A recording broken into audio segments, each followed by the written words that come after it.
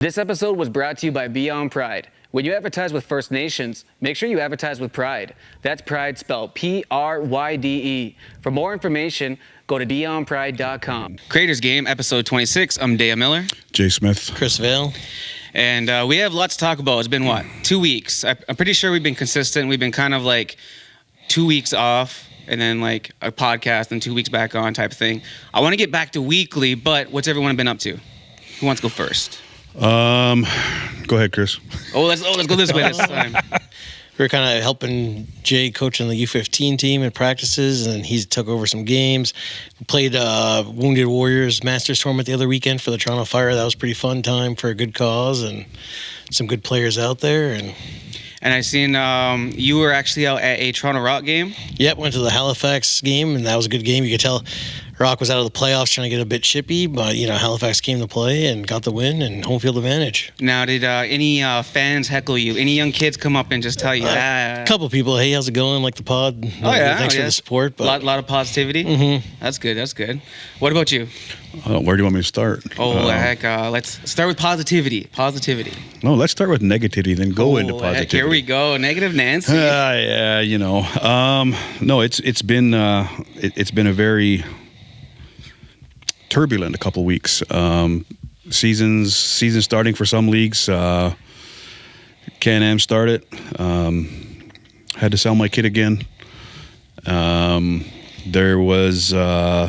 And by sell your kid, you're talking about Lane Smith being sold to Allegheny. Yes. And that's a pretty harsh term, but I always use it just to rub it in his face a little bit. But I mean, you leased him out? Rented him, I guess. But he's doing good already. I can't remember the scores of the games offhand because they played on the weekend. But I think he come out of the 2 games with 13 points.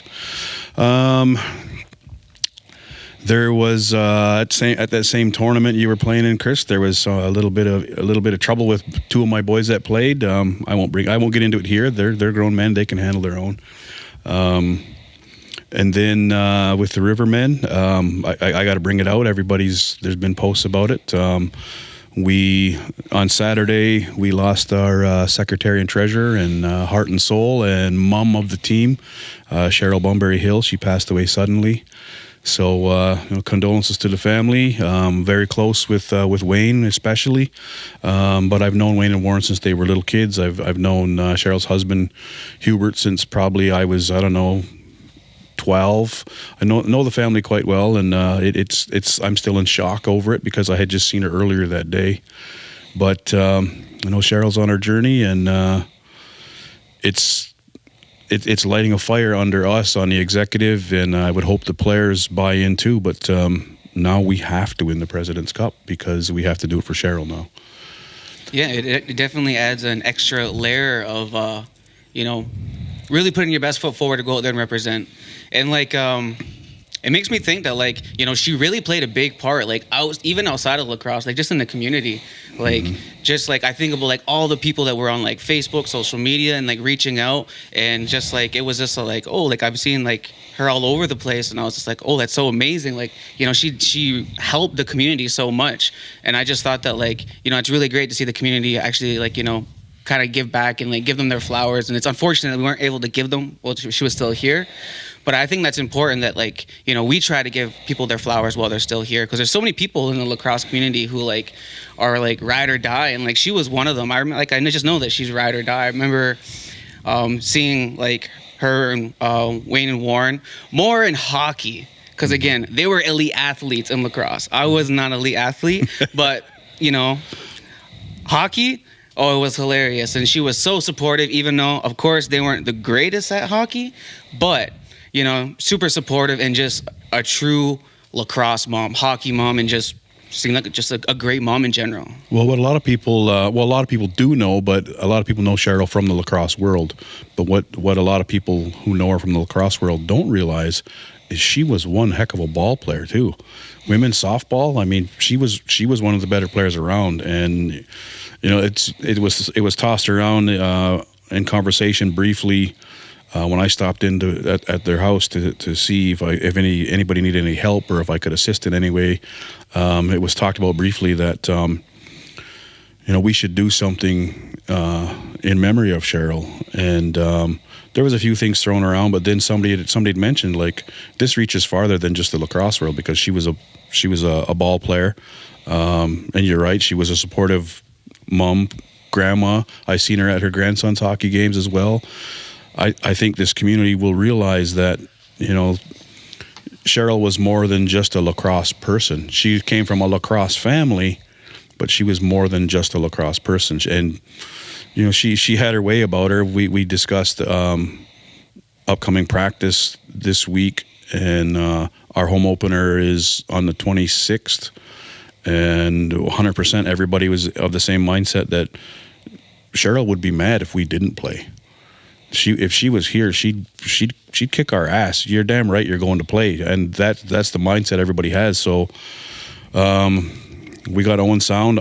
We're on the road in Owen Sound on the 26th. And, you know, we got to win this for Cheryl. We got to win the whole thing for Cheryl. So if Cheryl was here, she'd say, go kick their ass. And that's what we're going to do. Yeah, it's going to be quite the journey this year for the Rivermen. Just because there's going to be so many moments where you're going to be like I'm assuming you're going to be sitting there, you're going to win a game, and you're going to be like looking in the fans, looking like, you know, like I'm sure Wayne and Warren are going to be like, oh, like I wish she was here. And like, you know, like I can only imagine, like, you know, I still have my mom and I'm grateful for that. But like when you lose someone like that, it's really important that like the family stick together. Because like I know that like when you lose like the mom or the grandma in a family, sometimes you like the family just like separates completely. The glue is gone. Yeah, like the glue is gone. So like I really hope that like, you know, those you know, Wayne and Warren step up, keep the glue of the family together, and just really like, you know, keep everything strong, because she was very strong. I know she would want that. They're close knit on both sides of the Bomberry family. They're very close knit. You know, Cap was her dad, her mom Chucky, her sisters Karen and Lisa, brothers Cam and Corey. They were all really tight. And then on her husband's side, on the Hill side, very close knit family as well. Like there's her husband Hubert. I don't think you'll ever meet a more laid back, cool guy. His brother Shane, his sister Mel. He did have a sister that passed on, but very close knit family. Like they would give you the shirt off their back on both sides. So it's devastating for them, and it's devastating for me, because I'm still, like I said, I'm still in shock. Like there are a million thoughts go running through my head, but at the same time, I just want to make sure that I can be there for those family members. And they may not ever ask me for anything, but I want them to know that I'll be there as much as I can. And it's not just me. Probably this whole community would step up. I saw a post by a good friend that said, you know, we're the largest reserve population-wise in Canada, but when somebody in our community is in mourning, we all are, and that holds very true. It holds very true. Yeah, and so yeah, just everyone keep the family in the prayers, and hopefully everyone gets through this. And let's get back into some, you know, some positive things. Mm-hmm. What have you been up to outside of this? You spoke of there. Well, I've been doing my best to coach a U15 field lacrosse team. Work has been interfering. I'll say that. I just, you know, before we come on the air, I was talking with Chris, and he stepped up and helped when he can. But I can't fully dump all of that on Chris. U15 field lacrosse team is they're trying. They're doing pretty good. I think we still have to get in the W column yet, but I just want to help those boys get as much as I can. But it's getting to the point where I don't know how much I can help them, because work's getting in the way. And as much as I like to have an income, I don't like lacrosse taking a back seat in my life. I always try to put it first. And maybe that's a downfall of mine. I don't know, but it's my peace, it's my medicine, and I feel like I'm letting everybody down if I can't help. So that's kind of where the point I'm at is. But I mean, those boys are pretty resilient. Shout out to Rory Thomas. He stepped up and coached on Sunday. Even had 3 of his U13 players step in and help, because otherwise the boys probably would have had to forfeit. So you know, Rory's a great guy. He's young, but he's a phenomenal coach, and you know, I got to give him props for stepping up. And guys like him in the community, I mean, everybody that coaches, they're volunteering their time. You know, I jokingly always say to people, that's why I get paid the big bucks, but I've never been paid to coach a minor team in my life, and I don't know if I would accept a payment. But that's I'm kind of at a crossroads. I want to stay positive about it, but the reality of it is I don't know how much time I can actually commit now. I had more time to commit when I first said I would do it, and then I had to go back to work. And my schedule is probably not ideal for evening practices. So, what about your assistant coach over here? Well, Vale.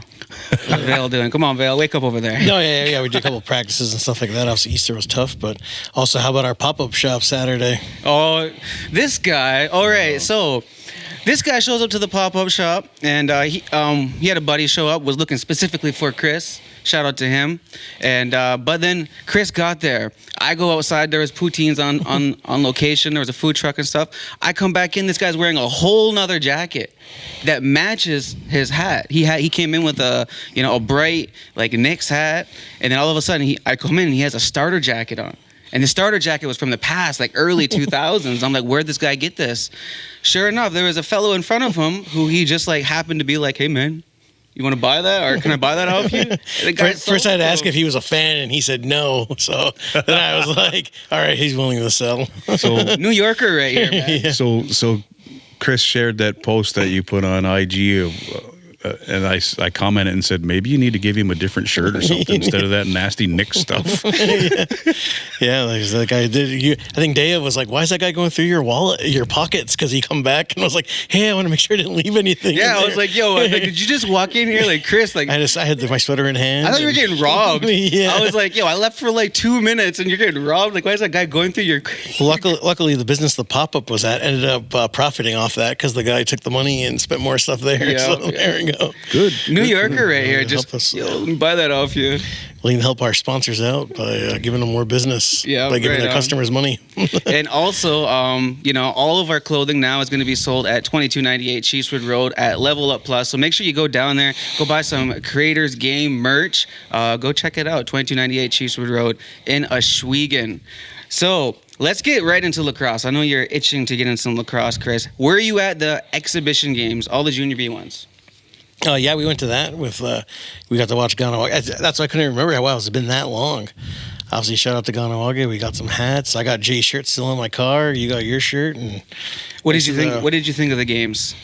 Who were you excited to see out there, or like who was someone new that you didn't even know that was out there that you can just kind of bring up? Like you said, it was kind of nice watching the Ganawage team and stuff. Right, obviously going from Ontario's Owen Rice seems to be one of their big players, and the goalie Shaganash was their big trade from Wallsburg and went to the Founders last year with Onondaga. And then obviously it was just nice seeing kind of the Rebels. I know they had some younger guys, new bench staff, and it looks like they have a lot of things going through. I know they have a big game Friday versus Owen Sound, and I guess the Rebels, they got 10 guys out.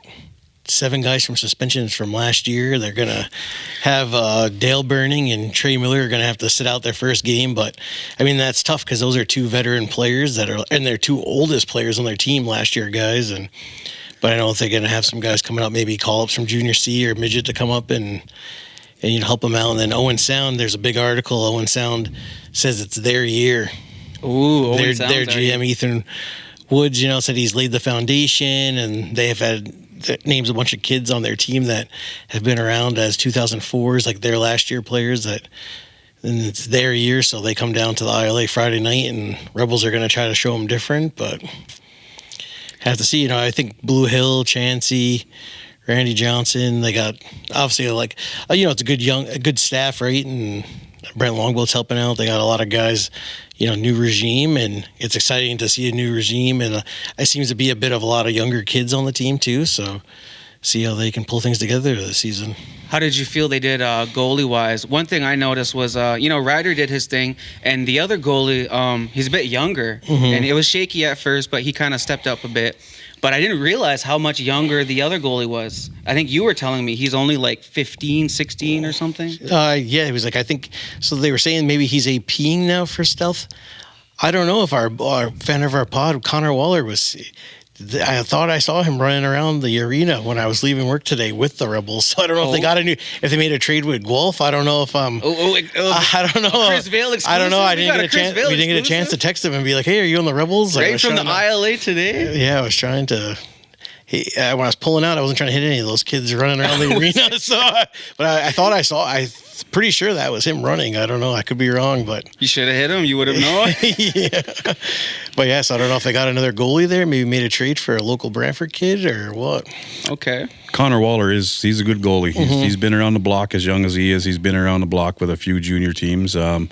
Last I spoke with him, he's wasn't on, Guelph, right? He's on the Burlington Blaze Junior A protected list. The last I talked to him, so he's must be doing okay if Burlington wants to protect him. Yeah, and he was doing good with Guelph in that tournament. So I don't know if have to see. I don't if that maybe it wasn't him. I don't know. It looked like him though. I don't know because I know obviously they have Ryder Johnson, right? So, Yeah, I seen Ryder was the very first game of the Rebels. In the second game, I can't remember the name of the other goalie. Carter. Yeah. Carter Martin. So it looked like he's the other goalie. So I don't know if they were talking that he's gonna be backing up Friday is what I was told, but have to see what happens. Maybe get it.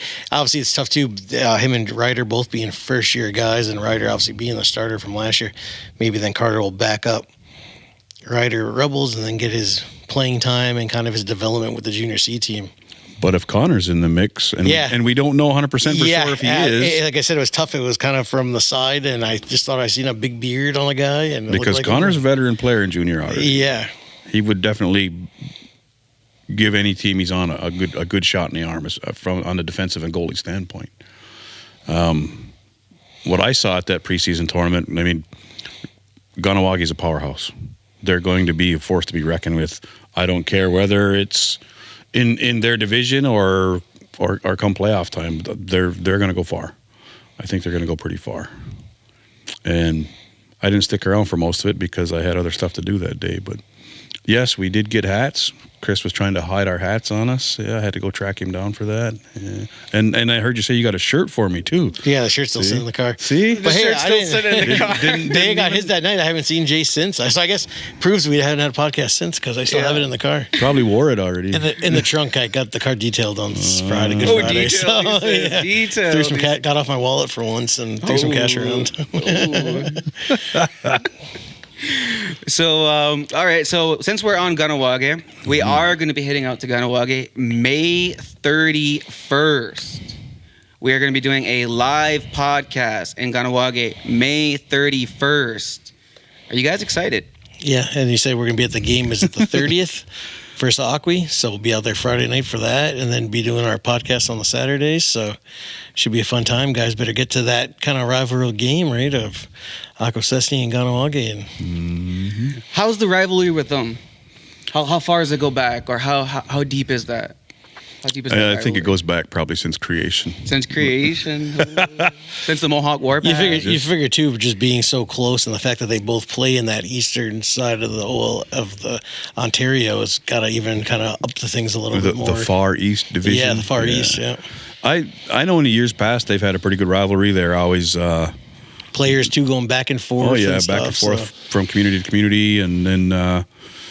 It was always a tough playing them against them. So watching them play each other, generally it's a pretty tough game. Regardless of the score, they play each other hard. They do, and it's just like when our Rebels would have to go out there and play. You know the barn was going to be packed. It was going to be a tough game. Either side of the ball was going to be tough. Win or lose, it was going to you were in a game. So I can't wait to get out there. It's been a while since I've been in the area, so anybody watching that is from that area will be out there May 30th, 31st, June 1st. Maybe I'll be out there till the 2nd. I don't know. You said, too, even this year of, they got Brett Bucktooth on the coaching staff, Brandon Francis. They have new coaching staff as well. So a team that already went to the Ontario Finals last year, bringing in some new veteran coaches. And then you get to see our friend of the pod, Vaughn Harris, coaching on the other end for Aqui. Is he? B. Yeah. Right on. Had to tell him to come by the meet and greet. Oh, I had to get him on the pod. Yeah. So I guess that answers your question if he was coming down here. What? Yeah. I guess he will be if it's an away game. I didn't know that. Right on. Yep. Yeah, I'm looking forward to it. There's a great steakhouse out there. Don't ask me to remember the name because I can't. And maybe we'll get a chance to throw a few lines, Chris. Don't worry, I already went to the new Buckdown store, got my hat, and got my Buckdown Boys fishing shirt, so I'm going to look like a veteran out there. So Yeah, you're already ready to go. If I just get, hopefully I get something. Do you fish? I don't think you fish. Maybe I do, maybe I don't. I have to see. You don't fish. You don't fish. You don't fish. Just some cold ones in the cooler. So cool. No, I don't even know if I want to go fishing with you now. You don't want to go fishing with me. I'll be too busy catching the fish. Chris, give me a drink. I don't want to hook his. He'll be like, I got something, and it'll just be me on the other, and I got something too. We'll be hooked together. I mean, I don't know about you guys, but I've been known to win fishing tournaments, so there's that. Have you ever won a fishing tournament? 3 consecutive. Oh, I'm gonna ask all your kids. All your kids will be like, do it. He's full of it. He's full of it. Do it. You'll be just mad. I think we're going to be checking out that bait and tackle story out there, right? So should we? Yeah. One of the buddies there who are going to be bringing us out said he wanted to take us on his boat, and he owns a bait and tackle store. We're going to hopefully be going out on. Hopefully you'll get to go fishing. Hopefully you will actually get to go fishing. I mean, I can show you pictures of the fish I caught. I don't want to see that. Yeah. All right, so the standout players that I had was the goalie from Kahnawake and Owen Rice. Mm-hmm. So those are 2 players who I want on the podcast when we go out there. Do you guys have any ideas of who you would want on the podcast? Another player that I did reach out to, and it's all dependent on if their availability, is Trey Deer. I had briefly spoke with Trey Deer regarding lacrosse business. One of the items was the podcast because we were bouncing this idea around a few months back. I would like to get Colton Marquise, but again, availability. Would even just a blast from the past, Pistol Pete Jacobs? Oh, how about Dirt McCumber? Yeah, there you go. We get Dirt McCumber on the podcast, but getting him on the podcast would be like getting Mick Foley on a podcast. Yeah, he'll give you the sturgeons. Is that what he's always? Oh yeah, he makes original. There's balls documentaries out. He's making lacrosse balls out of sturgeon heads. Out of sturgeon heads. Yeah, for real. Dirt. I've known Dirt for a lot of years. He would show up at nationals and he'd bring a whole trailer full of fish and all the gear to cook it. He would cook fish for the whole week for all the boys on Team Iroquois, all 3 teams. Loves the game, that guy. He's a little rough around the edges, but he's a hell of a guy. The last time I seen him was at the Dreamcatcher tournament a few years ago when he locked his keys in his car. I said, hey, what's up? He's like, I locked my keys in the car. And somebody said he's waiting for the tow trucks to come down. And another player said, I can get it open for you. They went outside and came back in. And I said, did you get it open for you? He's like, that effing idiot was trying to break it with a brick. He's like, that's a brand new car. I could have did that if I wanted to. I told him, screw off. And I'm still going to wait for this tow. Come on, you got to say it in the same voice Dirt does. Yeah. But yeah, like I'm excited to go out there. I'm excited. I like going to other communities and just like seeing what they're into. And again, it's not that far. It's just Kahnawake, but like I want to know like okay, like where's the spot? Where's the spot to go to after the game? So like I want to know like what's going on after the game and stuff like that. You guys gamble? I mean, I can't even say I do. They got like the world's largest poker room in Kahnawake. I mean, if I had money, I would gamble, but I ain't got no money. If anybody's watching, Day would like a sponsor for the poker room in Kahnawake. I'm actually pretty good. I'm good at blackjack. Well, I know it's out there. I tried to go in there for dinner one time, and the restaurant was closed, so I couldn't go in. So we went and found this other steakhouse. But I mean, it's there. It's a humongous poker room. It's like several floors. It all depends on what our schedule and our itinerary is. Maybe I'll just want to get out there and just sleep. How about Allegheny? Like you said, your boy Lane played this weekend, and we were looking at some pictures. It looked like they got Leo Sturos back and Zach Miller. And like you said about NLL guys, NLL player that won't count because Georgia Swarm's injured reserve list all year. It looked like he had a knee brace on, so I don't know if that's why he sat out last summer and then this winter for the Swarm. But that's a pretty big pickup getting him back, and the fact that he doesn't count as a pro.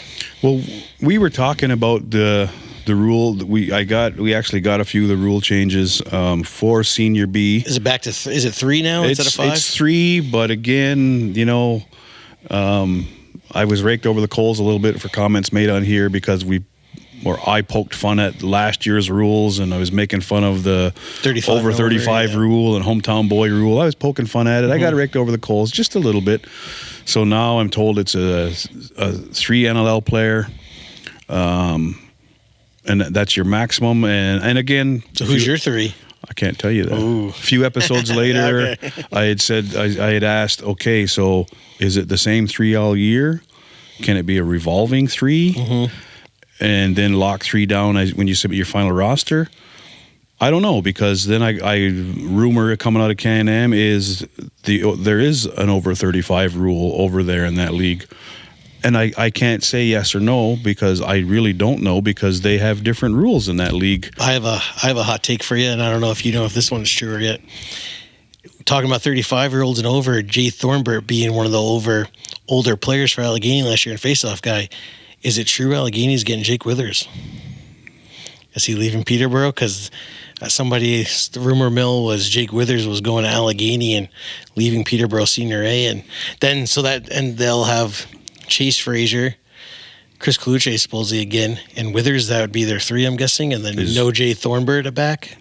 Is Chase Frazier going back? Who knows? Let's have to Because see, I right? also heard he wasn't. They say he's not. They say he is, and then somebody out west says his girlfriend's in Buffalo, so they think he's staying. And There's also a rumor they're getting Matt Vince.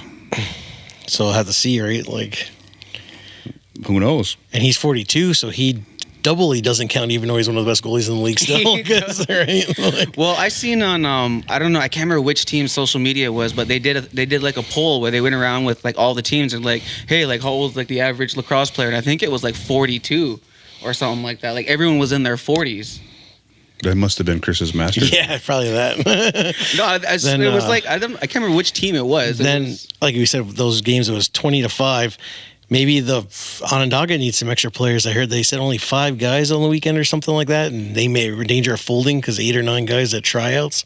Well, That here's was another the other rumor thing going too. Can-Am can roster 30 players. this year. Yeah. That's like a weird, different It rule, is, right? because when you get to the President's Cup, you 26 maximum, and for us, the third 26 is guy the has to third be a goalie. Yeah. So, like you said, if there are 30 rules, but then teams are only coming out with 9 guys, how easy is it going to be to say you make the semifinals if Onondaga folds and it's only a 4-team league? Right? I made the semis. Well, I mean, you know, you lose every game, and you can pull a Shregan Bears and sandbag it. Remember? I'll take a shot at some local boys here that missed tryouts and missed practices because they were too sore from playing Bush League hockey. Mm-hmm. That's a 4-team league. Of course, you're going to make the playoffs. So load up if you want, I guess, in that league, because if it drops down to 4 teams, you really only need to spend that big wad of cash on players. Mm-hmm.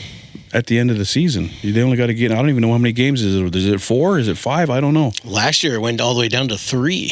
But I don't know if that's because there was 10 games, where this year it's almost like you're playing everybody 4 times. And I was going to say, they got a 16-game schedule this year, don't they? And that's tough. You go to, like, Daya's team, the Warriors, has to go to Allegheny Saturday, stay there and play them again Sunday, and then vice versa. Eventually Allegheny's got to do that. That's a lot for guys that aren't getting paid or anything like that. Well, they got to I think leave their family for a weekend. Onondaga should find out what they're doing in a hurry, because that will restructure that whole schedule. Yeah. And if you still have to play 16 games, then you're going to play everybody even more times than 4. Because like I said, it was a 10-team league, and then Tuscarora folding, but then now they added one less team in the league this year from last year, but then added 6 more games. Yeah, and if Onondaga folds, then are they going to stay at 16 games? Bring Tusky back. And they can't AP any guys Onondaga because there's no Onondaga Junior B team this year. They folded before the year started. Yeah. I don't know. Tough league to play in, I guess. I don't know. So, like, okay, let's say, like, that you spend all this money, and, like, how you were just saying that you only need to spend money at the end of the year, right? Hypothetically, right? Hypothetically, that would be how it would play it out, yeah. So if you spend all this money at the end of the year, you go to the President Cup, and then you win, like, that's great, but, like, what does it prove? Does it prove anything, like, in the grand scheme of things, let's just say? I think all it proves to me is that a national championship can be bought. I don't know how many other teams are in any league from coast to coast that are just a meat and potatoes team other than ours. We don't have a wallet. If you're playing for the Rivermen, you're playing for the love of the game. And that's how it is. So our guys that are out, they're meat and potatoes guys. You know, bring your lunch pail, we're going to work kind of thing. We don't have the dollars to be paying players thousands of dollars for each weekend. We don't. Is it and we true? There's a rumor that was flying around too. Also, big rumor mill today. Having the tea, but Joey Spallina, somebody tried to tell me was going to the Snake Island Muskies. I heard that getting rumor last week. $75,000. I was like, I don't know if that's true. And they were like, and best thing is, he doesn't count as a pro because he's still at Syracuse. Canadian and I was or like, American? Yeah, I don't know. That's Well, what I didn't hear a price tag, but I had heard last week that Spallina is going to the Muskies. yeah, 75,000. that seems like I don't know. I mean, if that's great. I don't know if the person Great. can tell me did the math right. Maybe at 7,500, and he just looked at the zeros No, wrong. I don't think Spallina would go anywhere for 7,500, maybe 7,500 a game. Yeah. But maybe the math isn't mathing, honestly. Yeah, I thought that would seem like a lot of money for, a good player, obviously. And he's somebody that he's going to go PLL after, plus his dad now being GM of the Redwoods team. So, he's going to, eventually his summer box days will be done. And Well, look at what were they, the standing... Standing Buffalo Sioux. Yeah. There was lots of rumors going around about what those players got paid.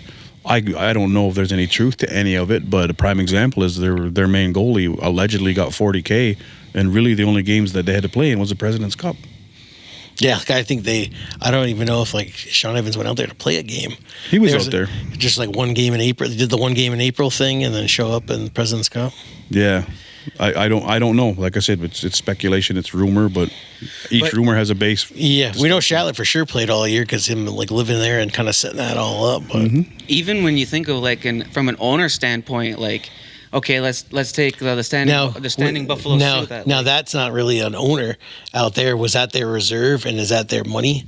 Is that some money that they're kind of dispersing through their council? I'm sure their reserve could spend their money on other things. No, definitely, no, definitely. And I know their reserve seems to be spending a lot of money on lacrosse, and started kind of doing a lot of youth stuff, and then kind of slowly then started kind of all of a sudden a men's team the 1 year, and then all of a sudden last year a men's team with Hall of Famers. So it was But I'm just thinking that when you're essentially investing, right? You're paying for this player because you think you're going to get an outcome.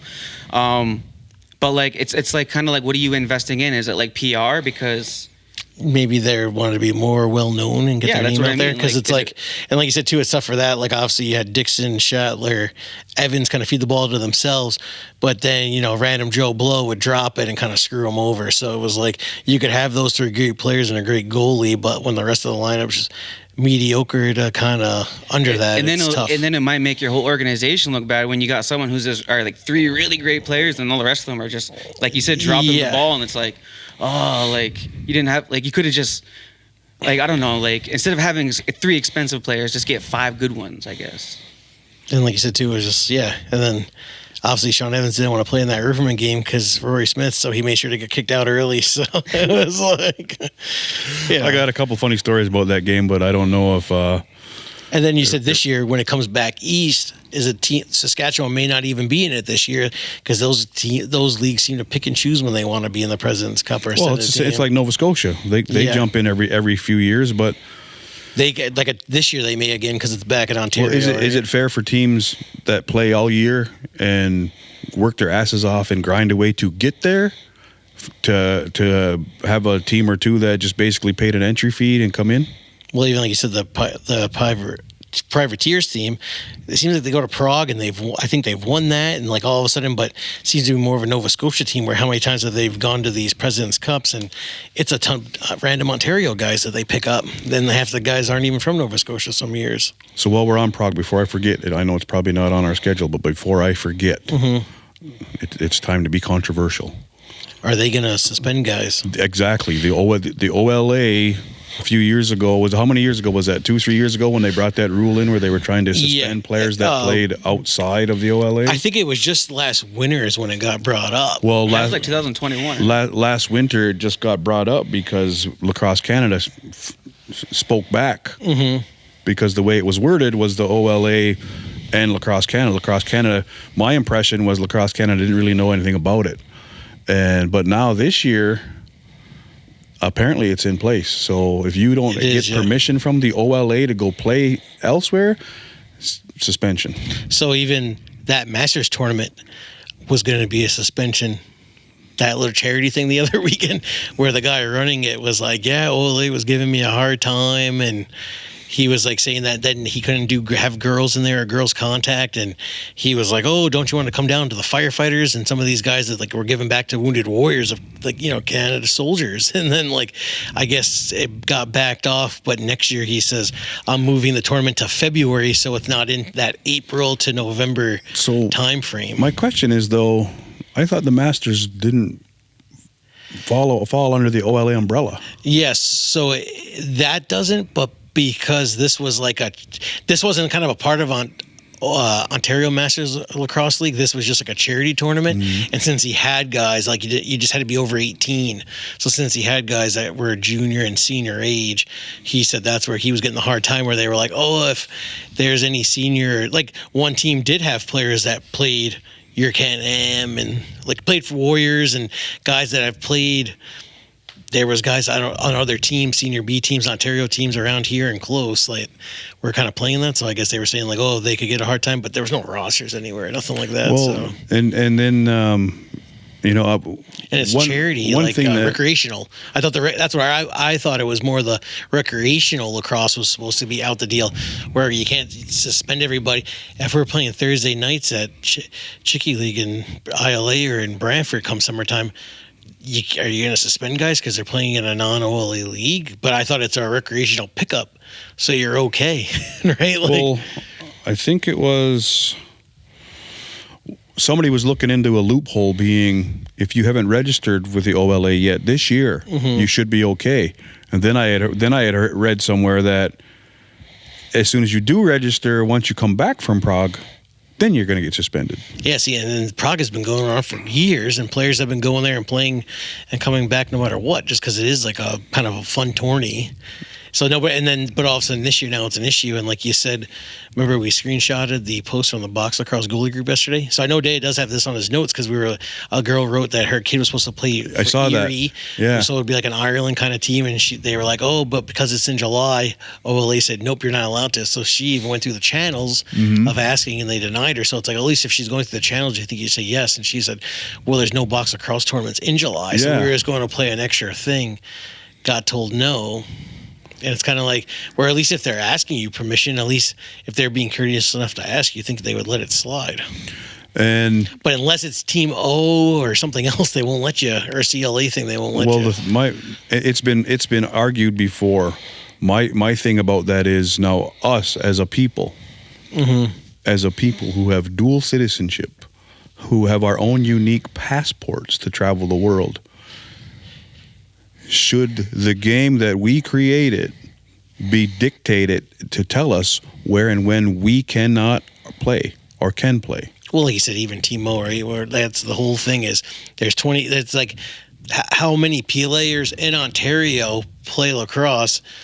They only pick like 20 guys, right? Or like this is a men's tournament. There's nothing Team Ontario runs at an older age. Well, my point is this: if the U.S. government can't stop us from going back and forth to the U.S. or coming from the U.S. to Canada, what makes the OLA think they can stop us from going over there and playing? And it's specifically only the OLA. You don't see other places doing it. Well, and that's what me and Dave were trying to figure out. I know that's another topic too we got going on here. I know we're jumping around a little. We were trying to figure out the whole you can't play Can-Am and coach OLA. That's like a whole thing where you used to be able to, right? But a guy was trying to coach U92 team. He can't play OLA. And then last year there were some guys doing Junior C and then playing Can-Am. They were told you're not allowed to. And then the one girl wants to help out with both a Senior C and a Can-Am was told she can't do that. So we were like, is it OLA saying you can't do it? Is it FNLA saying you can't do it? Or if it's all under CLA, right? It's Lacrosse Canada. So you think they would have let them, like, or at least like, oh, I can coach my kid's minor team and then play in this men's, Can-Am Senior B. And it pissed me off last year because we had a really good player who wanted to play for us. And I knew that. But was coaching the Junior Fire. And we were told specifically, no, he cannot do that. And I said, okay, so why are you punishing just us? Because I know of other players who are playing in one league and coaching in another.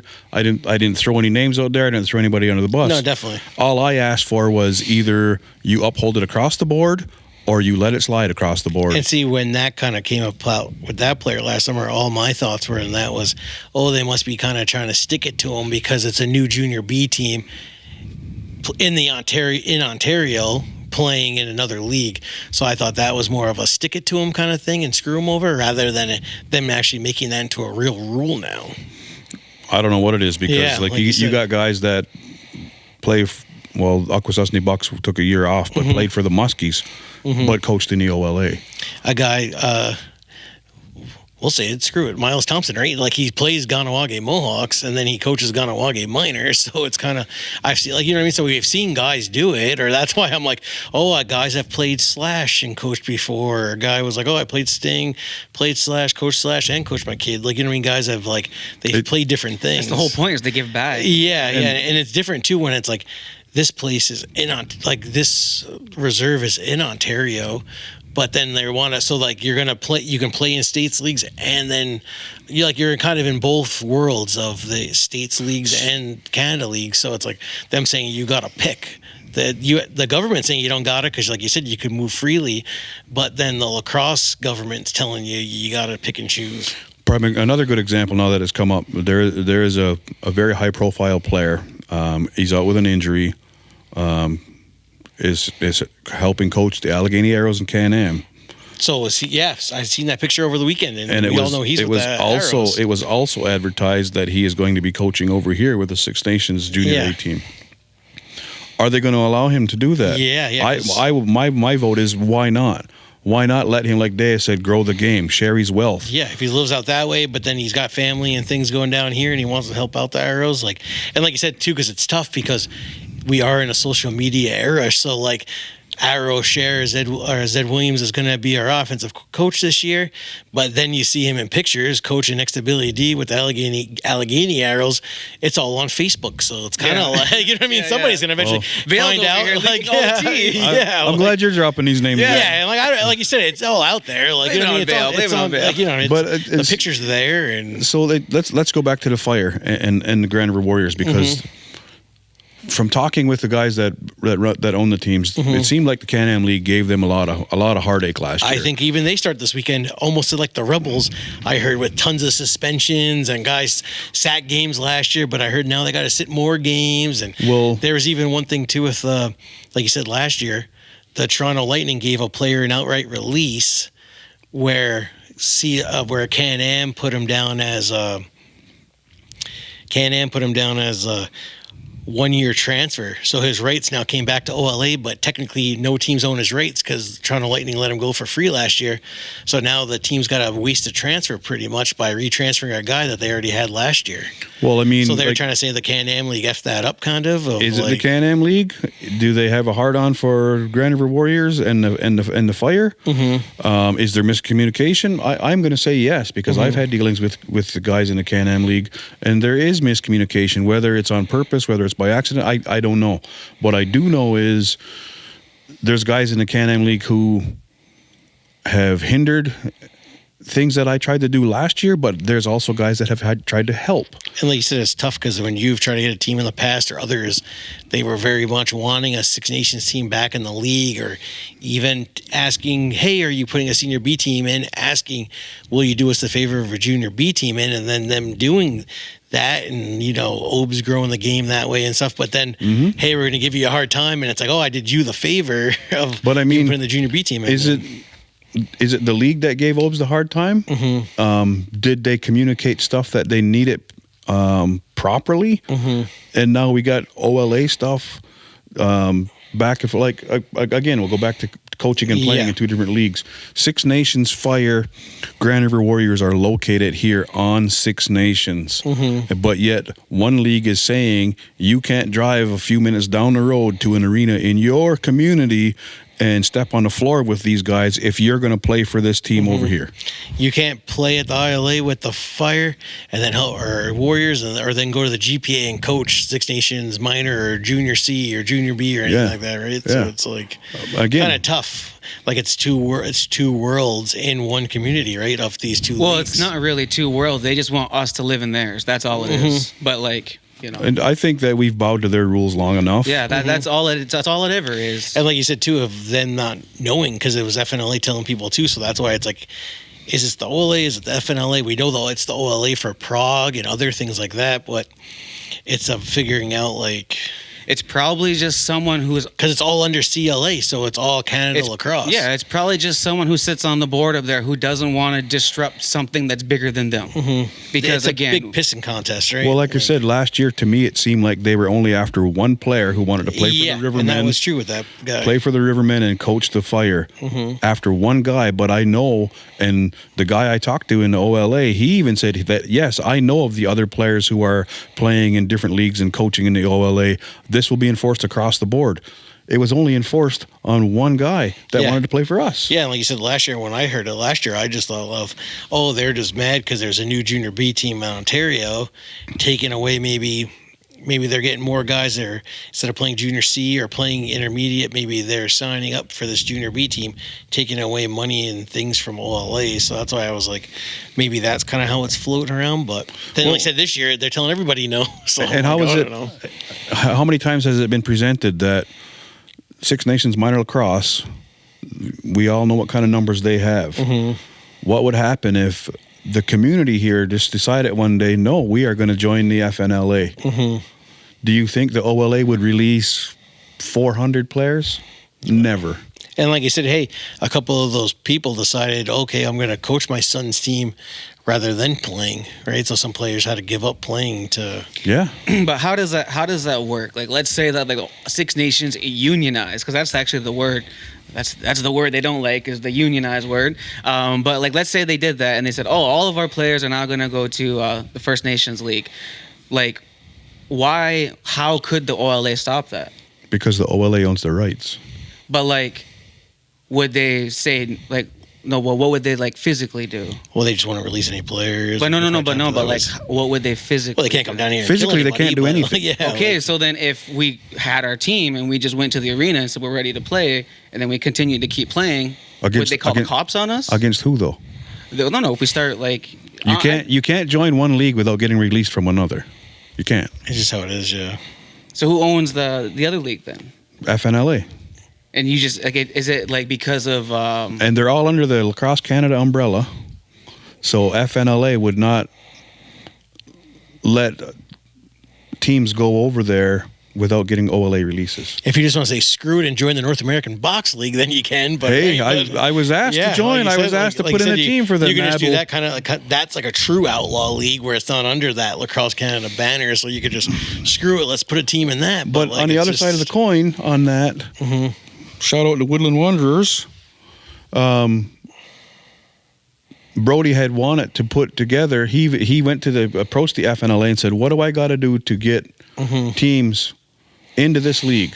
Needed a minimum of 3 teams, and it was put out there last year, and I know it was put out in previous years. How many players want to join a league, the FNLA league from here?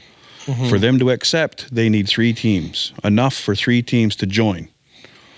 And as many people down here that say, screw the OLA, we'll join that league, I think there was maybe they don't want to. 5 players that said they play. Do you want to do some people do, but some people are like, I'd rather just go to Simcoe in Hamilton rather than drive in on a Thursday to Onondaga.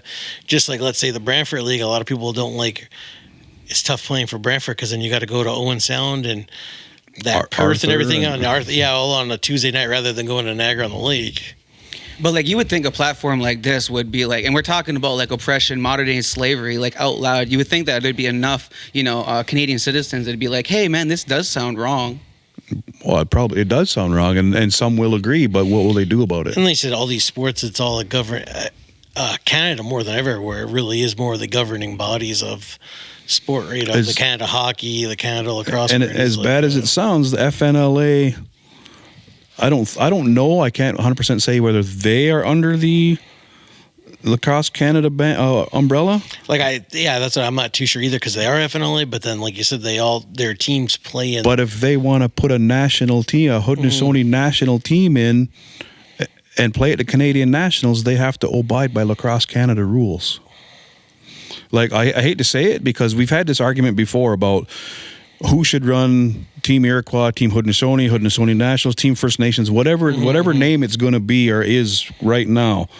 And the argument before was, why can't there be a team Iroquois, Team Haudenosaunee, whatever, Canada version and a U.S. version? Because there is United States Box Lacrosse Championships.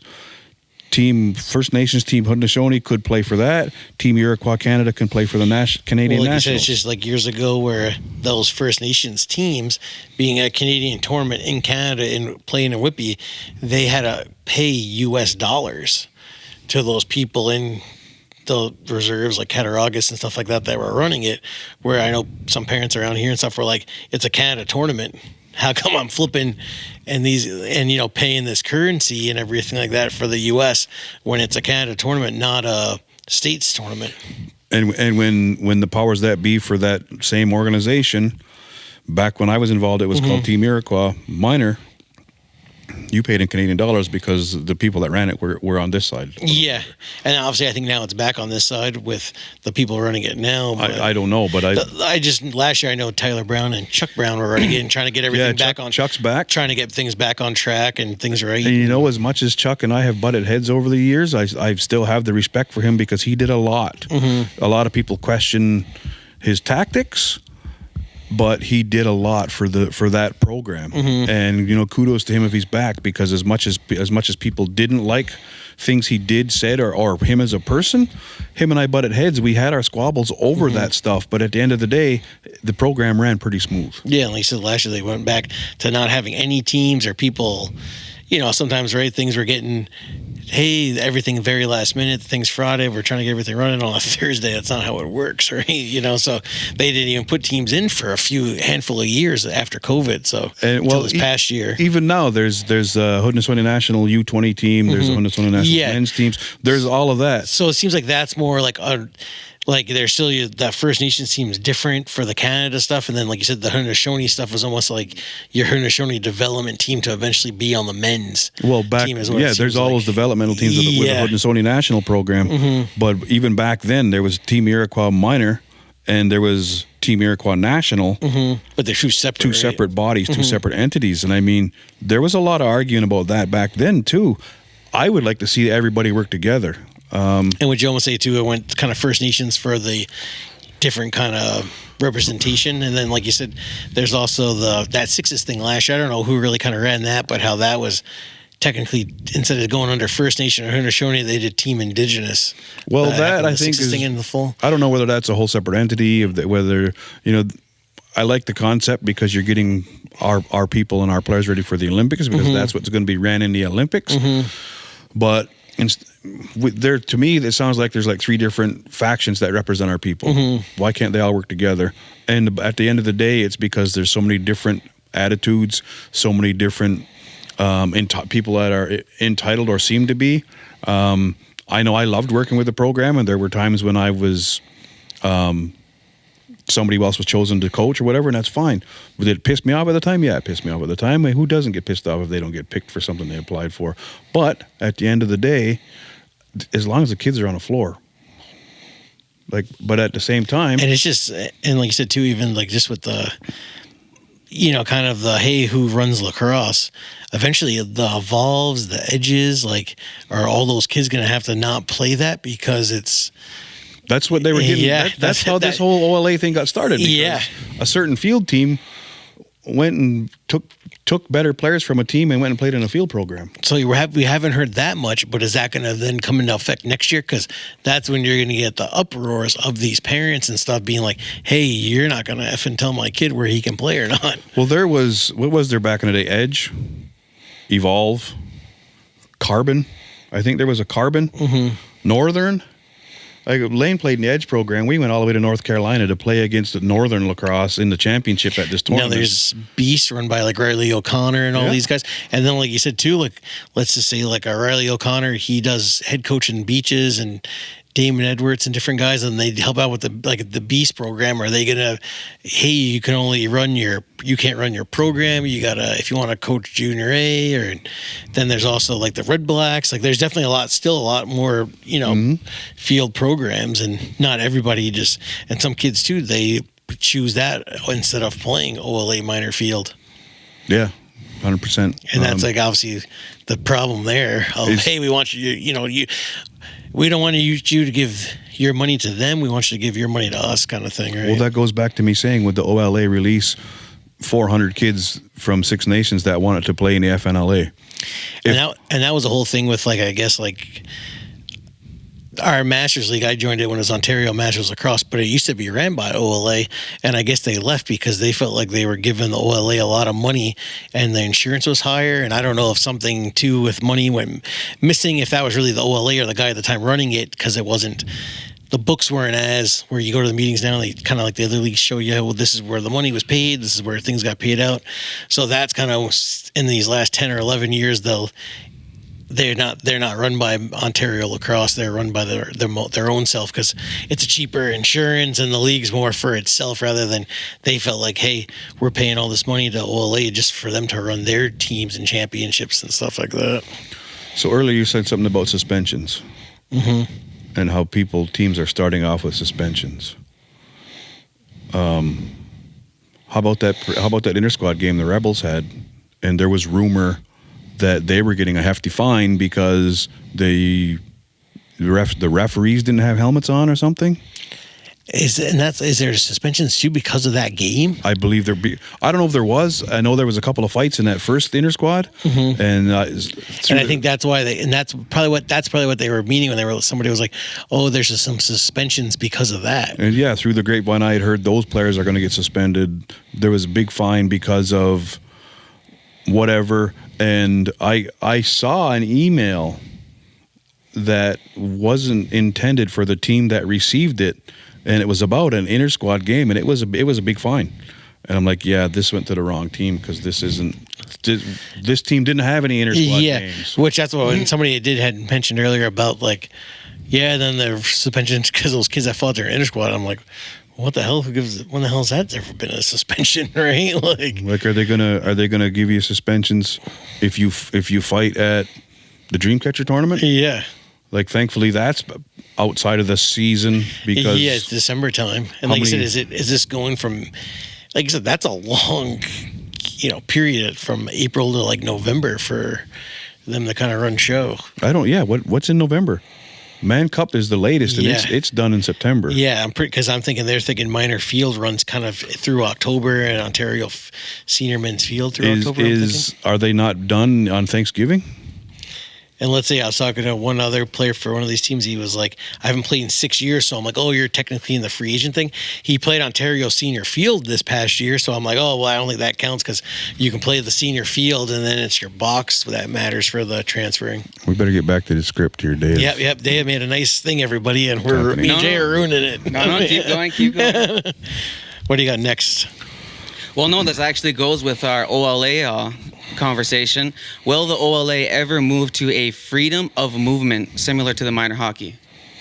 Are you guys familiar with that? Yeah, I think that'd be tough. Like you said, it's but you think it'd be something where maybe they don't. I remember talking to a mom years ago. She was trying to get her kid to play down here from somewhere else, and she had to pay, $50 and then pay another $100 just for the kid to get the night twice.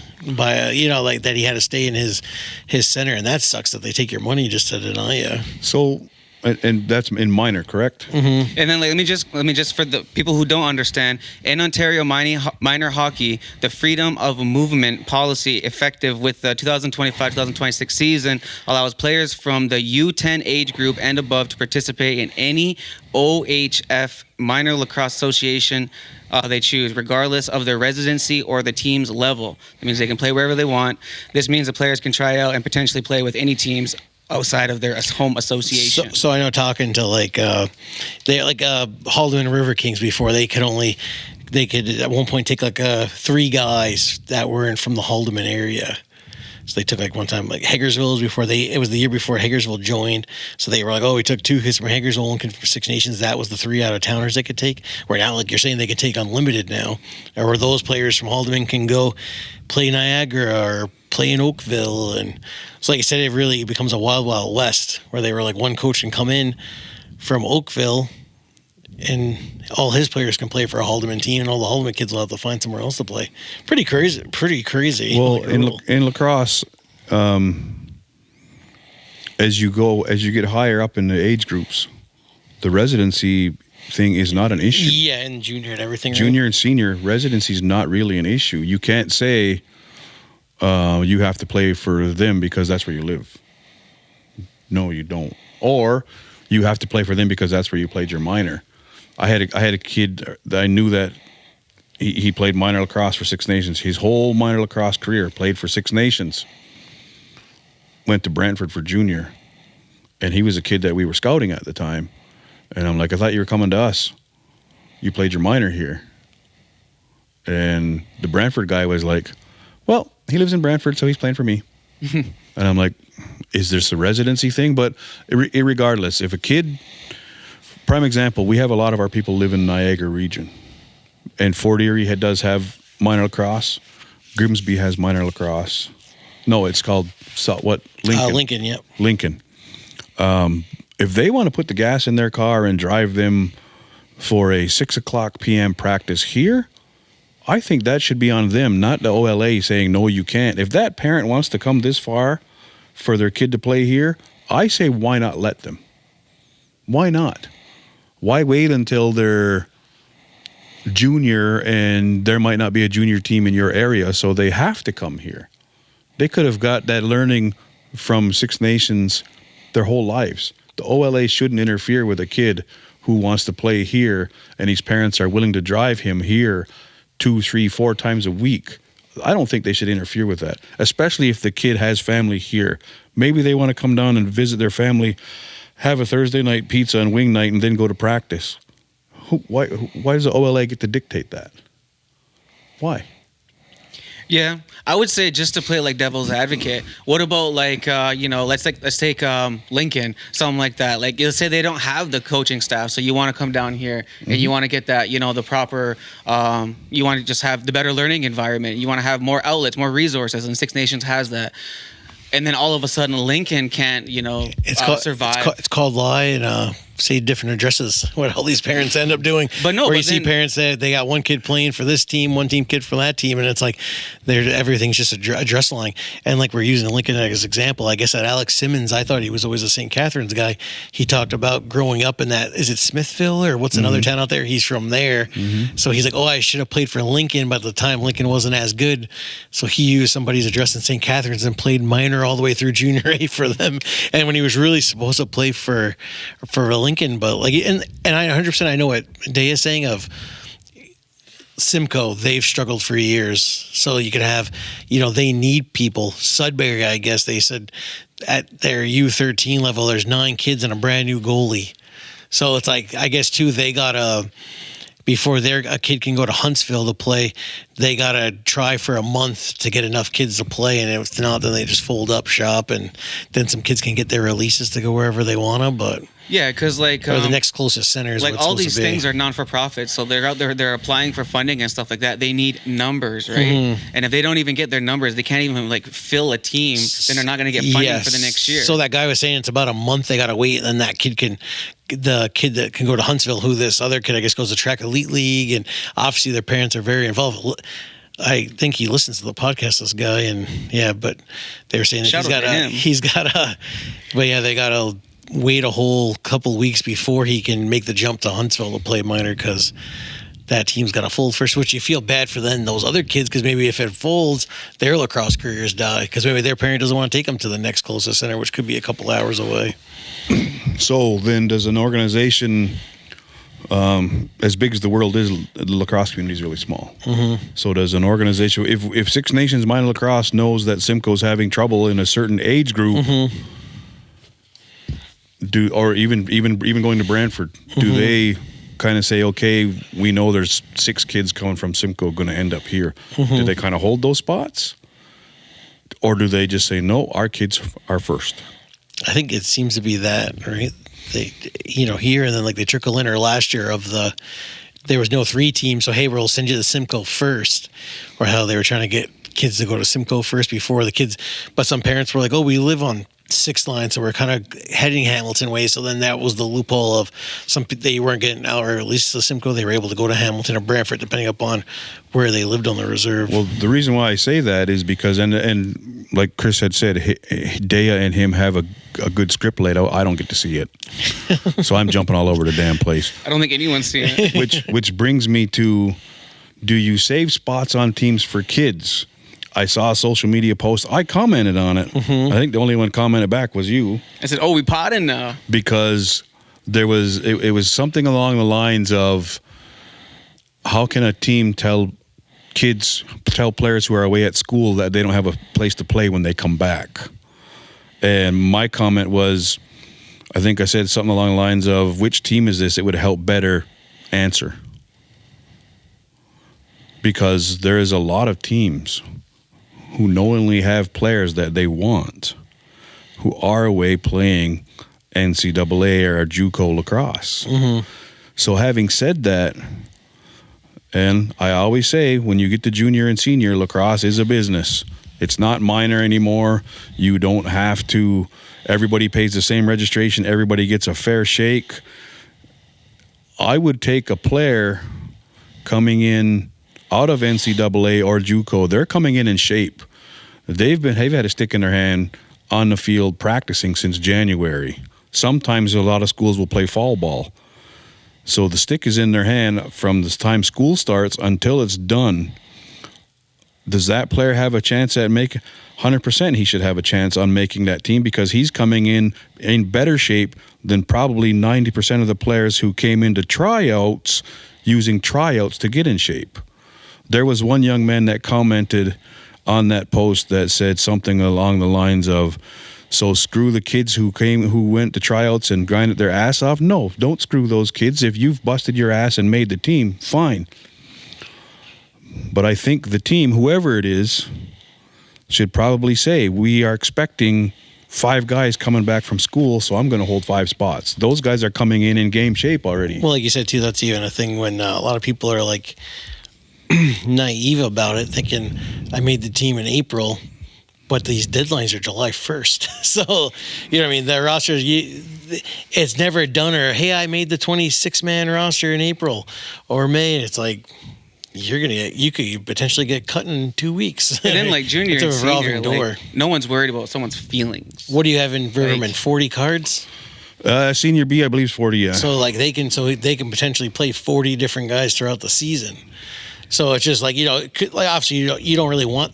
I thought a couple seasons ago, I think it was before you were kind of there, I thought they did use 40 cards, and I was like, that's what almost seemed to hurt them that year. Of they didn't have the chemistry of the Rivermen, I thought, because you can't play 40 guys through the season. You know what I mean? Like obviously, like you may be able to or want to. I think last year we used 38. Yeah, but I mean, you kind of at least still kept those same guys kind of in the lineup, right? Guys get hurt. Yeah, guys go out with injury. They're injury bad enough that they're not coming back for that season. Okay, so now I need a lefty D guy. I got to sign this guy because he's done. So there's another card. Yeah, definitely. It just seemed like that one year. I remember there was like 10 different lefties they played throughout the season, kind of revolving things around. This year, we got pretty good numbers at our last tryout. We got a game in a week. Well, not even a week now, a few days. We have practice tomorrow, which will be Thursday. I don't even know the date. But do you have to sign the guys right away? We have to start the season with 15 signed. Yeah. So already we have to use 15 cards if we want to play. Well, I think I was out at the very first tryout. There was 15 for sure, right? Like, yeah. I know you got your 15. So we had 15. I don't know what 15 15 there. I want. Oh well, you got. He doesn't want the guy that dropped the ball 3 times. Yeah. that guy was his last shot. 15 guys and like 4 or 5 goalies. We got to whittle that down. We got to whittle our player roster down, but at the same time, we still have to keep numbers. So having said that, do we use APs? Yes, we do, or we will. I can't say at which game because we don't know. Now you would only really AP the Rebels guys, you're saying, right? Or senior C you can nowadays too, I forget. We're affiliated with Six Nations Tomahawks. We can use basically whatever league you're in. You can use that. Like if we're in Senior B, we can use Senior B and our Senior C and down. So that includes Junior B. We can't use Junior A though. Which I never did get that rule around that they can't use Junior A. Again, that's an OLA because they enigma. say A player can only go A, so they can only go Chiefs, which it's still a junior level. Obviously, it's a high junior level, but you figure being junior to senior, you think that you'd still be able to kind of... Yeah, MSL can only AP Junior A players, but they can also AP everybody down from there too. So juniors, Junior B, Junior Z. I had intermediate in 2019, and the Chiefs were calling up players from intermediate. So Imagine that's that, great. getting called up from intermediate, go play for the Chiefs. But as the Rivermen Senior B, we can't call up Junior A players. We can only go Junior B and down and Senior C and down. So, yeah, like we could call up intermediate players. I don't even know if there's our U22 now it is. Well, obviously, you're call up the Rebels guys, a couple Tomahawks players probably. Well, here's the thing. Probably the Rebels guys we would want to use are sitting suspensions from last year. And that's why those guys couldn't AP Agros, I believe, too, at the end of last year. They had to wait a whole calendar year to sit that final game. And let's touch on that very briefly. Cambridge and the Rebels had a big fight last year. How some of these guys got suspended. Then you get a player like big, tall Brenny Anderson, who when you get a major penalty that requires having a hearing, you are suspended indefinitely until that hearing. So is it convenient that they had a hearing right after the Rebels got beat out by Cambridge and told Brenny Anderson, yeah, you're not getting any more suspension. They just took one of the Rebels' better players out of that series till it was over, then told him, no, you're not suspended. And that definitely had hurt the Rebels in that series because they lose by a goal and they had about 5-6 guys sitting out. Yeah, Brenny was sitting out, Dale Burning was sitting out, Trey Miller was sitting out. What do they call him? Udo. Ryan Hess, is that his name? Yeah. He had to sit out like some of their better, more aggressive guys. I don't know what those guys all got. I know Udo plays for Ganawage this year, or at least he did in the preseason tournament. So is it out of convenience this happened? Because to me, I saw some video footage. I didn't see the whole video. I saw some. And from what I saw, there should have been more suspensions to Cambridge than there was. But there wasn't. So does the OLA just have beef with Six Nations? I'm not going to go on record and say that. You can. Me either. Not today. Let Chris. He's from New York. Yeah, come on, Chris. It's You're from all New right. York. They can do Come it. on, you're our bulldog. Get out there, Chris. Me and Jake can go to the next meeting. We'll be like, hey, we're here for sell t-shirts at Creators Game. And the next AGM. We'll be at the AGM selling Creators Game t-shirts. All right, let's see. We're actually going along very good. So I wanted to ask this, since we're on the Rivermen now. Who is the leader of the Rivermen? And this is a three-parter question. Who is the leader of the Rivermen? What do you like within that leader? And what do you need from that leader to win a President's Cup this year? You're talking players? Of the Rivermen, yes. I mean, there's veteran guys that are, there's a core that are all leaders. Roddy Squire, he was captain for a lot of years. He's always a motivator. He's one of our go-to guys. Brooker Muir is a phenomenal player. You know, he's been around the NLL here and there. Plays with the Rivermen. He's one of our leaders off the floor as well. And he's a very cool guy. He has a big heart. Even though I'm the GM, if I have any personal issues going on, I can talk to Brooker, and vice versa. Tyson Bomberry came back to Senior B. He's been one of our leaders on the floor and off the floor as well. I mean, the kid he's so smart when it comes to the game. Jake Kranz, shout out to Jake Kranz. He's been our leader on and off the floor as well. Marcus Elvin, you know, he's a little bit of a wildcat, but his head is on his shoulders when we need it to be. They're great motivators. They've been there. They've been to the President's Cup. They know what it takes to win it. Some of the guys have played in the NLL. They know what it's like to get to that next level. As far as leaders go, we depend on them. Sometimes as a manager, as a coach, or whatever, players aren't. It's like having father-son talk, and the son's just like, yeah. It doesn't listen to what dad says, but if somebody else comes along and says to the kid, hey, you should do it this way, and then they're like, oh, Dad, I think I'm going to do it this way. Yeah, I've actually went through that very same scenario. My kids wouldn't listen on a certain play in lacrosse that I was trying to teach them. I went to their coach and said, hey, get them to try it this way. But because the player seemed like it was the coach's idea, they bought into it. But if it was Dad's idea, that was bullshit. So a lot of times we'll go to that group of players and say, this is what we want. And they will go in and say to their peers, this is what we're going to do. And it gets done. So it's better if it comes from the players that you just named as the leaders, as to opposed of like maybe coming from you or from any of the other bench staff. So, sometimes, yeah. Sometimes, So just, and that's across the board. Breaking news. I was right before. Connor Waller was traded from Gulf to Rebels. Oh, His parent was like, hey, guess what? Connor Waller just got traded again. And I said, you have to watch the newest podcast, because I thought I saw him running around the arena parking lot. So, yeah, like he said. Yeah, wait, how come I got to put my phone away? Yeah. I wasn't even looking this way. Holy. We've seen TSN, man. This is We've seen TSN. This is Trade Center. Let's get into it. Okay, so ESPN now has the NLL expanded their media rights with ESPN. Was that correct? Yeah. Oh, I know they said they're going to keep it going, so that's pretty good. Like it's been pretty good for ESPN, TSN. I don't give a shit about ESPN. I thought they were trying to do a red zone. Like, do you ever watch Red Zone NFL? Like, you can kind of on Sundays just hit Red Zone, and anytime a team's kind of in scoring position, the guy will just be like, "Hey, we're shooting over to Cowboys Colts. Indiana is on the 20, ready to score." So it'll just show you kind of the scoring things.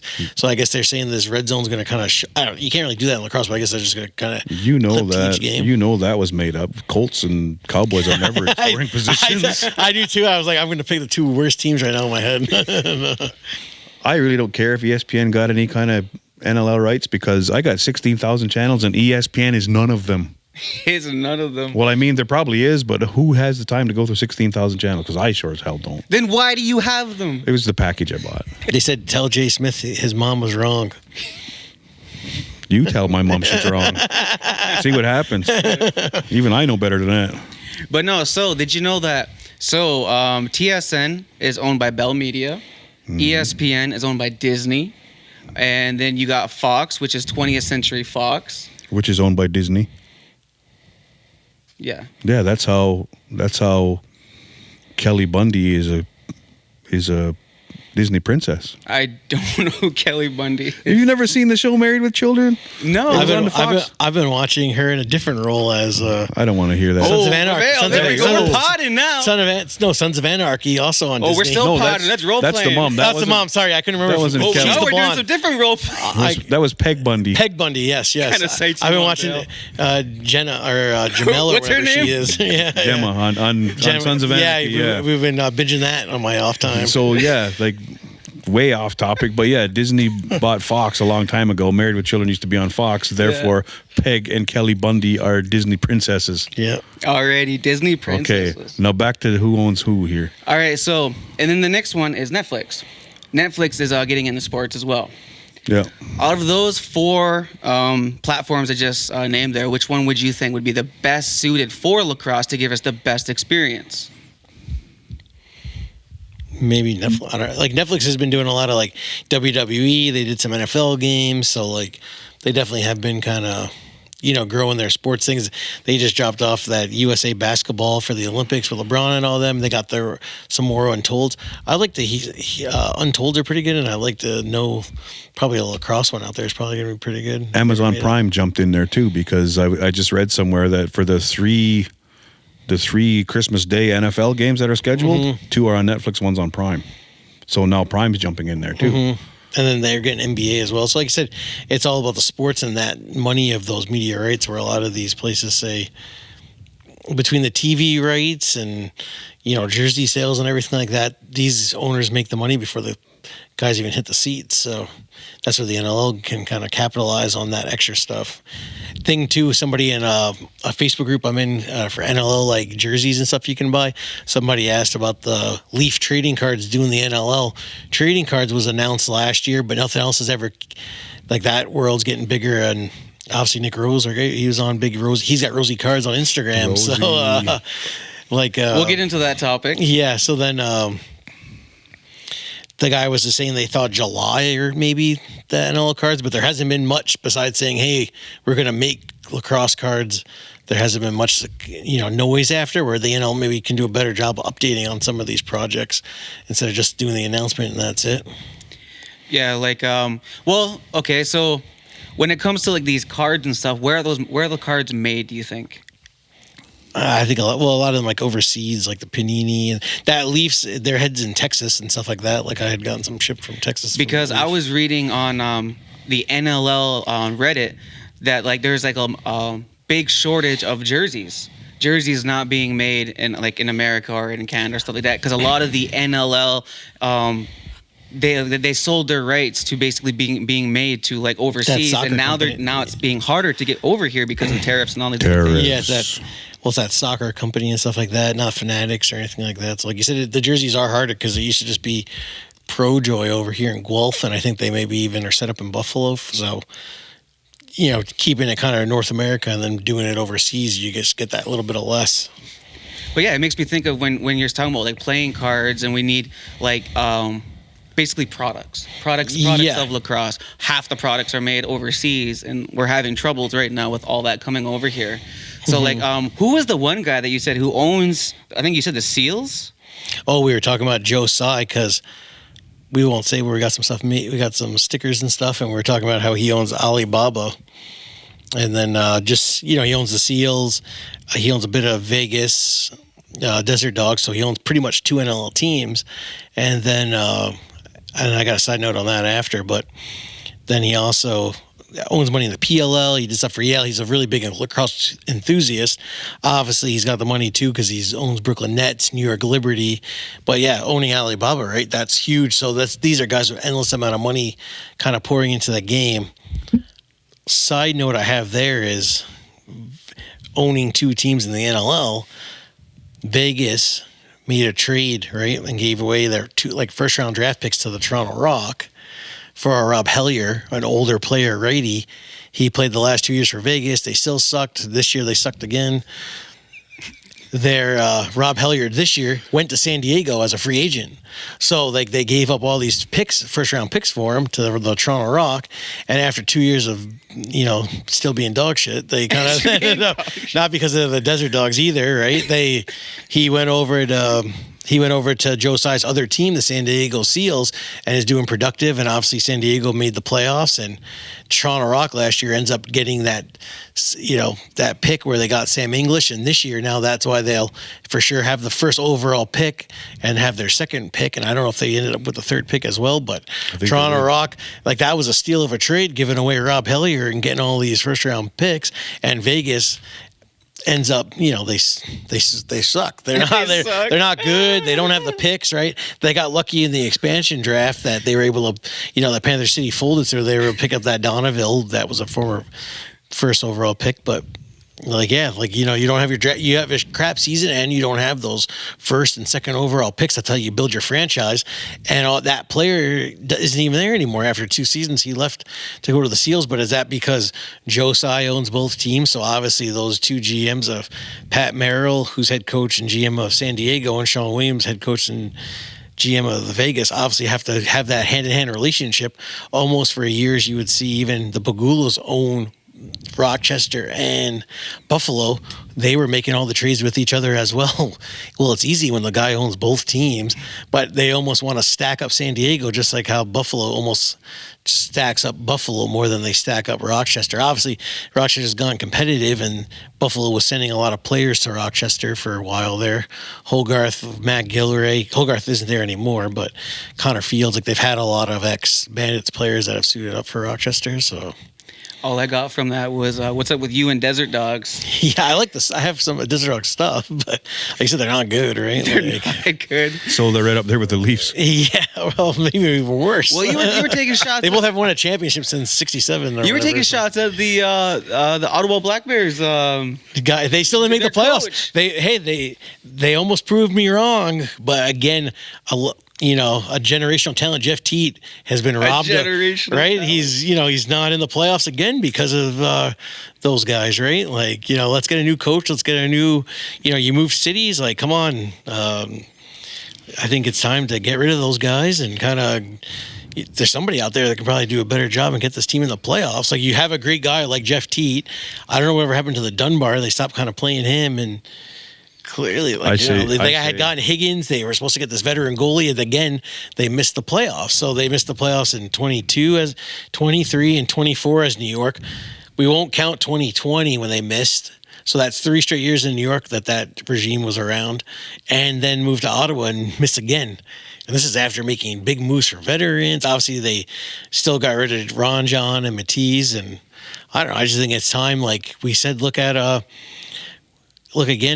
Denver Nuggets. Mike Malone fired their coach 2 weeks ago. They were the 4th seed in the West. They just won a championship 2 years ago, and whatever happened, they fired a guy after 2 years. But the NLL keeps guys around that are losing coaches. They have losing records for 4 straight years and don't make the playoffs. I think it's time to fire them. I think you know what I Vail mean? should be coach for the Black Bears. That's what I was gonna say. They I have was sweet like, merch. I'll do it. If the Desert Dogs or the Ottawa Black Bears don't call you, man. I like don't Larson know. Sunday. I'll tell Jeff Teat, we'll get you the rock, and everybody just kind of set a pick and get the hell out the way. We'll get you the rock. He We'll says. tell the defense to break some wrists. Vail says, I'll put the pads on. I'll pass it to you. and- I'll set the pick for Jeff Teat. Come on. I'll set the pick for Jeff. Yo, Boom. solid pick. Yeah. Yes. Did you ever see how he gets his hockey assists? Did you ever see that one? No, I did not. They talked about how there was a whole talk about these guys too having an abundance amount of points these days in the NL. These guys are having over 100 points, and then but there was the one where Jeff Teat went like this, just a little flip in the corner. That guy picks it. Like, obviously he just took the flip. He goes around, makes the nice pass. The guy scores. Boom, point for Jeff Teat. All he did was just they get those hockey assists. You can't beat those. Listen to Jackie Moon over there. Yeah, I got to get more of those hockey assist shit. Jesus. I got to start counting those little flips. I'm just gonna Need to get out there, man. But yeah, like I said, I just think there's not really that turnover in pro lacrosse for coaches. There has been a bit. I don't know if we also did we have on the docket Josh Byrne. Is he a chief or is he not a chief? Yeah, more breaking news. More breaking news. The rumors are flying around that he's the Chiefs. But I did hear also that Paul Rabel's kind of up to his old tricks again, and he's trying to maybe pull the wool over the eyes. So hold up, Adam Levine. Your tweet might not be true. I don't know. Adam Levine. Yeah, I was been waiting all along for Josh Byrne to get on the holdout list, like Ian McKay is on the holdout list for Carolina Chaos. So he's straight up coming Chiefs again this year, playing the full season rather than just last year's one-game Man Cup that he played. Got a ring out of the deal though. Shit, those rings look nice. And then, but. They actually do, though. Like, yeah, they're pretty sick. I want to suit up a game and get a ring. How much is it worth? I'll just work the door and I'll just work the door. I'll set the picks. Yeah, I'll pay you $5. Well, Jeez. somebody asked me if the Chiefs got is it Ryan Smith? I don't know if they're getting him too. I don't know. They might be getting everybody but me and Dale. I don't know. You never know. Hey, we're available. You are the music man I'm for everybody. 5'6", man. Day is the music man for everybody. He's getting a ring. Hey, you did the I'll run championship. through that You did the whole champ. team, You did the man. championship game. We'll get you a ring. Well, Right? I mean, you did the music. You just said we are the Solid. champions. I mean, if we were allowed on our phones, I would message, I would text the Chiefs brass and find out. But since we're not allowed on our phones on here, Whoa. You'll just Breaking have to news. look up in the DJ booth. Maybe you'll be. Well, like you said, yeah, Josh Byrne he's supposed to be the Chiefs, as we are seeing now on Twitter and social media, so we can say stuff. And then, but also, yeah, like I don't know if Paul Rabel's giving a hard time about contract situations, and I don't know, that looks terrible on them, right? They're supposed to be the NFL lacrosse. They think they're better than the NLL, but are they still just the WWE? yeah. And then they're also. they've lost Lyle Thompson. They've lost Dane Smith. These games are on YouTube now too, right? So there's fans of the Chiefs that are from Arizona because they're huge Lyle Thompson fans, and hey, that helps them out too, right? They don't know about MSL lacrosse, and they start watching on YouTube and Rogers TV online, and then I never thought of that. That's gotta suck when you probably invest all that money into these players, building up their brand, their franchise, and all that stuff, and then for them to go off. And obviously there's been a few players, right? Tyson Bell's chosen. Brendan Bomberry played a few games. Randy never technically played any PLL games, but these guys all moved on, right? I don't know what happened with the Chrome that year, but he left, and Tyson Bell played a few games left. But Lyle, obviously, that's a huge. He's a face of a league. They were kind of, everything was Lyle. And then he's I'm going to go play Chiefs in the summertime. And then he never came back. So it wasn't like I'm taking a year off. Like originally said, he never went back. And that was almost like their cosign of like authenticity of like real lacrosse. Also, too, for that Carolina Chaos, you had McKay, you had Frazier, and you had Kluche. They all left. So it was all those Bandit players were on that run with the Chaos team and the Bandits team going to all these championships. They've won a couple. Now they all left. Their coach, Andy Towers, supposedly the league PLL wanted him to fire a longtime assistant. That was a longtime friend of his. He didn't want to. They left. They have Roy Colsey and Spencer Ford now as GM helping out. So, maybe they're switching the offense around. Maybe they're leaving that Canadian kind of box setup they've had. So maybe a Josh Byrne. Also, too, Josh Byrne, he lives in Buffalo. Looks like he's married. A lot of those Bandits players, I thought this was a kick how a lot of those Bandits players all have wives and girlfriends from Buffalo and all kind of live in Buffalo full time. Hey, it's easy when you're winning, right? And then why would I ever want to leave and go to Colorado when I'm, playing in Bandit Land and my wife's from Buffalo. We have a house in Buffalo. Like maybe the it's Buffalo easier. women It's a little, hold them down. It's a little easier to take the pay cut, right? Like, you know what I mean? And but hey, if I'm playing in the summer. And Josh Burns he even kind of said it. He's like, I can't really go back to New West and play because his parents even moved to Niagara. So his brother plays for Rochester Nighthawks, RIT, Nassau Community College. He played for Peterborough last summer. His parents, so he's kind of living in the Rochester area, his brother. He lives in Buffalo. His parents now moved from New Westminster over to Niagara, so it's perfect. Just come play Chiefs. Play Chiefs. You know what I mean? He hasn't played summer ball since Burnaby days. I watched Josh Burns play at ASA College in Brooklyn and Nassau, Hofstra. Like I said, I'm excited. Him and Dean Smith. That's a hell of a left side that already has Jammer. Already has Shane Jackson. Is there any? Is Larson Sundown out? Maybe. Is he going back to Victoria? Well, that was my next question. Yeah. Is there any players that aren't returning? There's definitely a couple for sure. But like you said, it's now you got Dawson Theed, you got Jammer, you got Shane Jackson, you got Josh Burns. Ian McKay can play up or play out the back door. I mean, I think Larson Sundown's gone. We know the other guy is not coming back and playing. I don't know. Yeah, then you still got Randy. Do they get Ryan Smith for the right side too? Well, look at the right side. You still have Travis Longbow. You got Randy, you got Travi, you got Bren Bomberry. You got Dane. And they play Dane out the back door sometimes. Most of the time. You got Lyle. Yeah, they got Lyle. They still have Dougie. They still have Warren. And this is all going to be happening every week at the ILA. Yeah. And that's what's crazy. I think we really need to kind of pack that house. And that's the thing. You have an NLL All-Star team weekly playing here. And I don't know, even you hear even people from Brantford, Hamilton, this is good lacrosse, and this is kind of, you know what I mean, good pro sports just happening right down the street. So for $10 a game. Yeah, that's what I was gonna say too. This is affordable. You always hear what's affordable family events. What's not more affordable than that, right? I got my OLA pass. I get in any game for free, so it's real affordable. Well, it's going to be interesting, right? Has there ever been a point where they had to say, no, we cannot let no more people in the ILA because it's too packed? Has that ever happened? No, I think it's been pretty packed. It's been close, but I don't think they've ever turned anybody away. No, imagine that, though. Even that makeup game, right? Everybody's kind of standing up and everything. Now, some teams in the West, Victoria, are they kind of stacking up a little? They got, looks like Tyler Pace. It looks like he's back. He's playing, I believe, Cherry to Victoria. They just brought in Elijah Gash, and hey, he's, Victoria just got Andrew Q. They just got Andrew Q from Oakville. That's the first time he's leaving senior career to I seen at the Gash Rock. chopping at Tyson Bell during that That was Toronto Rock game. That was getting pretty heated, kind of a chippy game, like I said. But he has improved as a box player and Who defender. you got in there if Tyson and Elijah Gash were to scrap her out? Who you got in that? Noonsy. As I thought he was going to step in there and have to. Who do you got? I got Noonsy. There you Noonsy won't go. let nobody fight Tyson Bell. Yeah. They almost fought. I wanted to see one kind of happen because it was getting pretty tense there. I wanted to see a him and Billy Haustratler or him and Gash. Well, ever since that fight, I told somebody just tell Gash his dad was a backup running back. Jamal Lewis was the starter when they won the Super Bowl. They said, Bill taking shots. I don't want to get beat up though. He's pretty I jacked. don't want to get beat up. Like Haustrauser, everybody's saying he's the toughest guy in the league. But He yet- did not want to fight Rory Smith 2 years ago. He though. did not. At the President's Cup, he did not want to fight Rory Smith. He wanted no part of Rory. Oh, okay. But Rory's such a nice guy. I don't know why anybody would want to fight him. He's too nice. Yeah, don't mess with Vale. We'll get Rory after you. Yeah, I don't know. I don't know. What? Vale can handle his own. Yeah, I got you. Vale's a bulldog, man. From New York, the streets. Marcy Projects. Yeah. You live the life of Jay-Z, man. Hustling.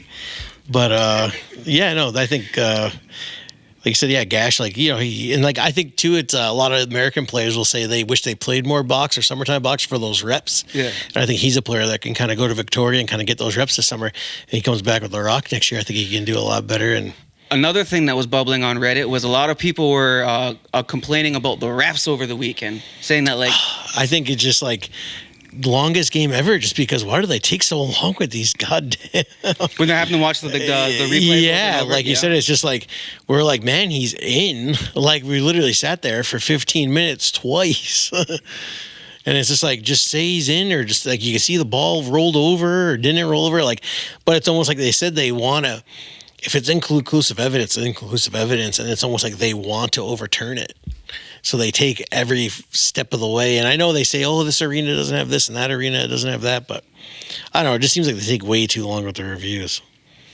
What do you think? Well, what do you think? Like, what do you think the refs need more of? Like, I would just say like a backbone, because sometimes those refs get walked all over. But then I can imagine you have a whole crowd at you yelling at you, saying you did something wrong. It could be. Do you think the NL intimidating, wants to take? obviously. Do you think the NL wants to take fighting out of lacrosse? Because why do these refs seem to jump in there very quickly nowadays from years ago? Like when Billy Haustratler hit Withers and like Nungo kind of stepped in and Billy Haustratler gave him a nice punch to the face. Those refs were kind of right there and made sure nothing else escalated. And I guess maybe it's a part of the game and their job of kind of keeping things, you know, even keel, where they don't let it escalate as much as they did years ago.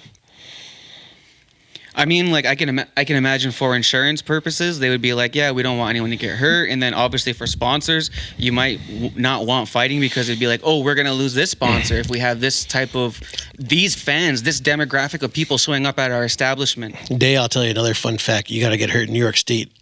Too bad I never really did, or never. But like, I guess a lot of these Who says that? I guess a lot of these NLL players get hurt in New York State and collect that check. And these guys hurt their knee, they hurt their arm, and a lot of these, like, these are Canadian players, right? But when they were playing Nighthawks or Bandits, or now there's Albany Firewolves in New York. So that's when somebody even was like, oh, there was a New York Riptide, Albany, Buffalo, Rochester. That's 4 chances these guys to collect insurance money. So these players get hurt playing in these NLL games in the States. Maybe they're out for a couple of weeks or a month, and they're blaming this. Like I've heard a story of one guy, ex-NLL player, played all these years, and he's at a kids tournament going, yep, the shoulder got me paid.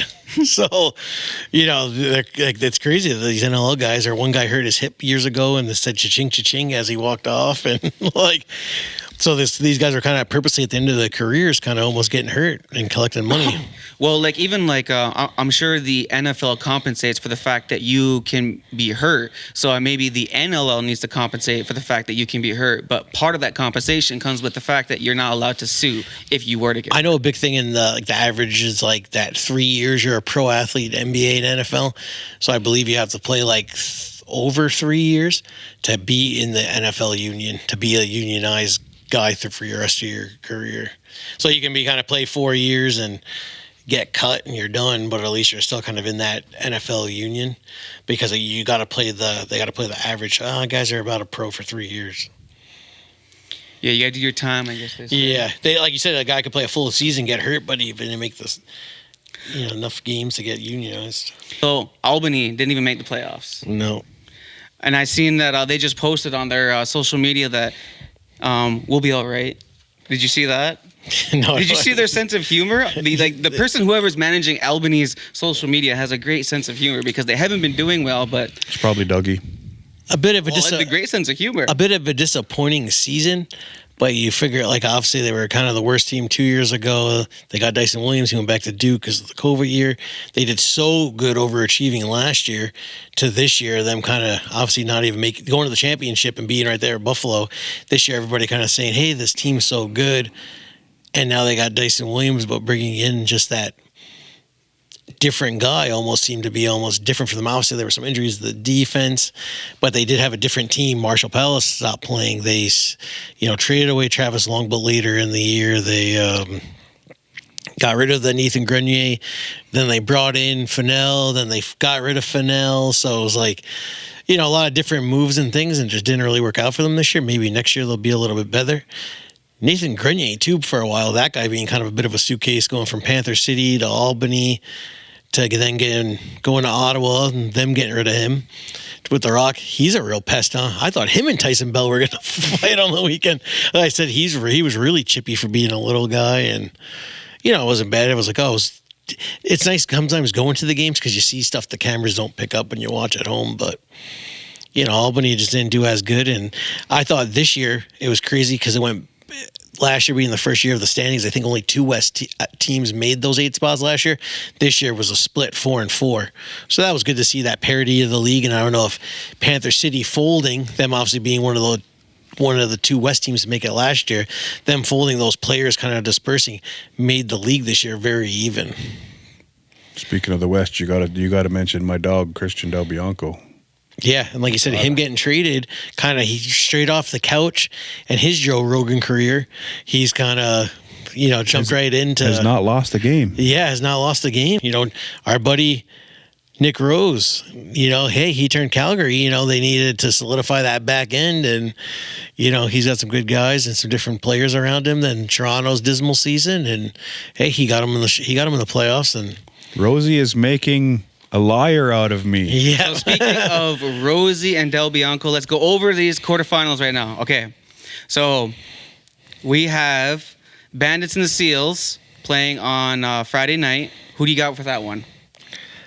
I'd go Buffalo, but they always do play close. I know it seems to be a bit closer when they go to San Diego, but I mean, you got to go Buffalo. They've been in the championship 4 straight years. The same group and everything, and Vino and that offense, and the Seals, hey, they put it together. Obviously, there's no Austin Stotts. There was no Dane Doby, Curtis Dixon. That didn't, just like our buddy Joe Tsai's career with the Brooklyn Nets and not, him getting Kevin Durant and all those guys didn't, fish out correctly. The Seals, they blew it every single year. So I assume this year was just them kind of just making it as the 8th seed. So I don't expect them to win. But hey, if they prove me wrong, they prove me wrong. So now we got Del Bianco on the Saturday. Warriors versus the Nighthawks. Who do you guys got?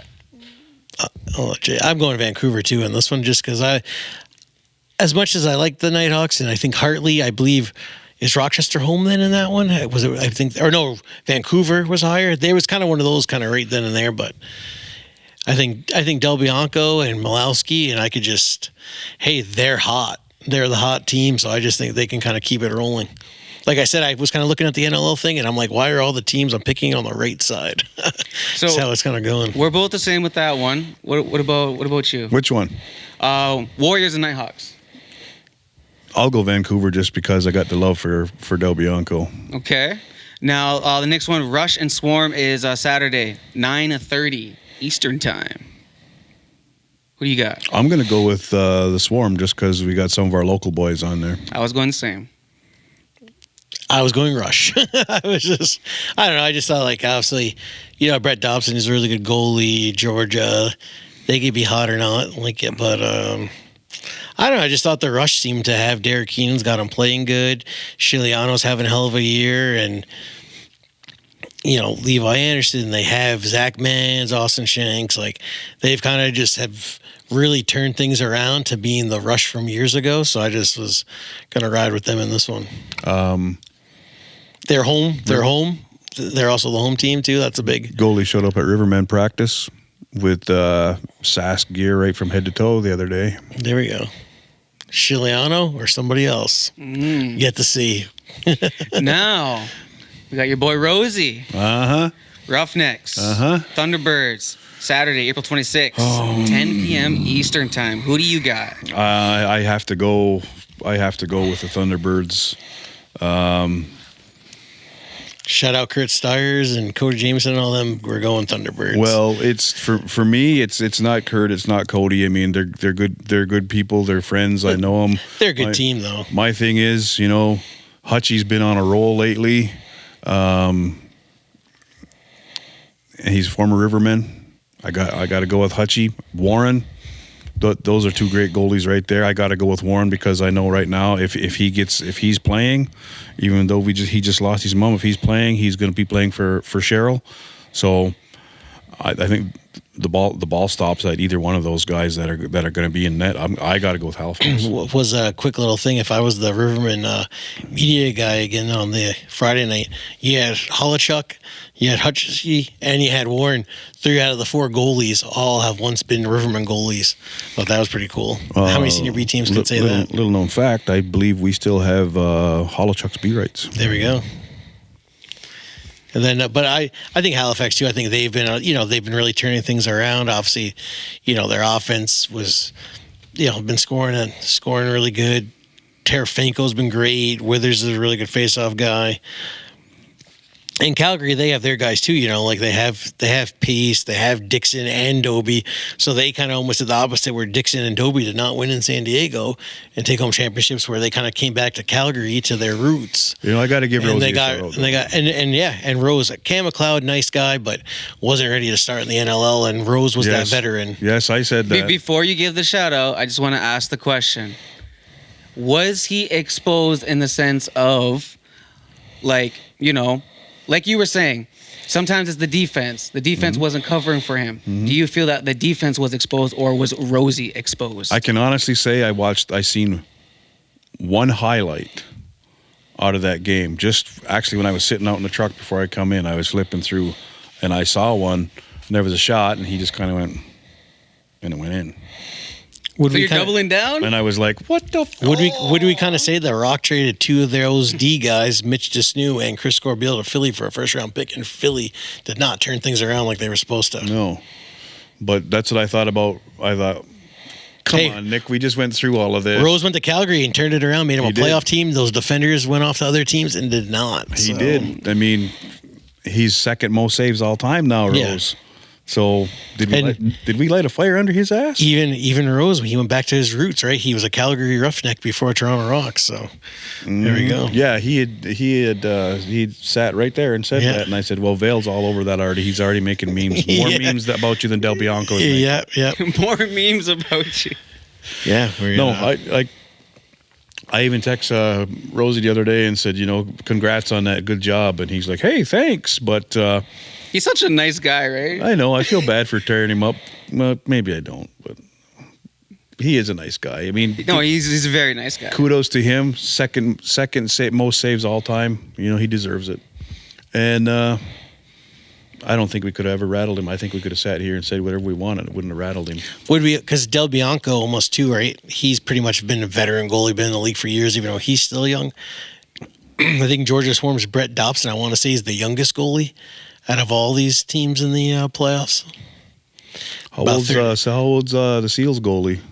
Yeah, you got me there. They're about the Origali area, must be a little younger, but kind of both came in the. So both those two teams got those younger goalies. Obviously, Good Leaf being a longtime veteran, kind of helping out Dobson and backing up, and then Mike Poulin, who I was told might be retiring. Mike Poulin, he's been backing up, kind of retired 2 years ago. He pulled a Brett Favre, retired, but he did sit out a full season as was assistant GM and on the bench for Georgia Swarm. Came back last year to be San Diego backup.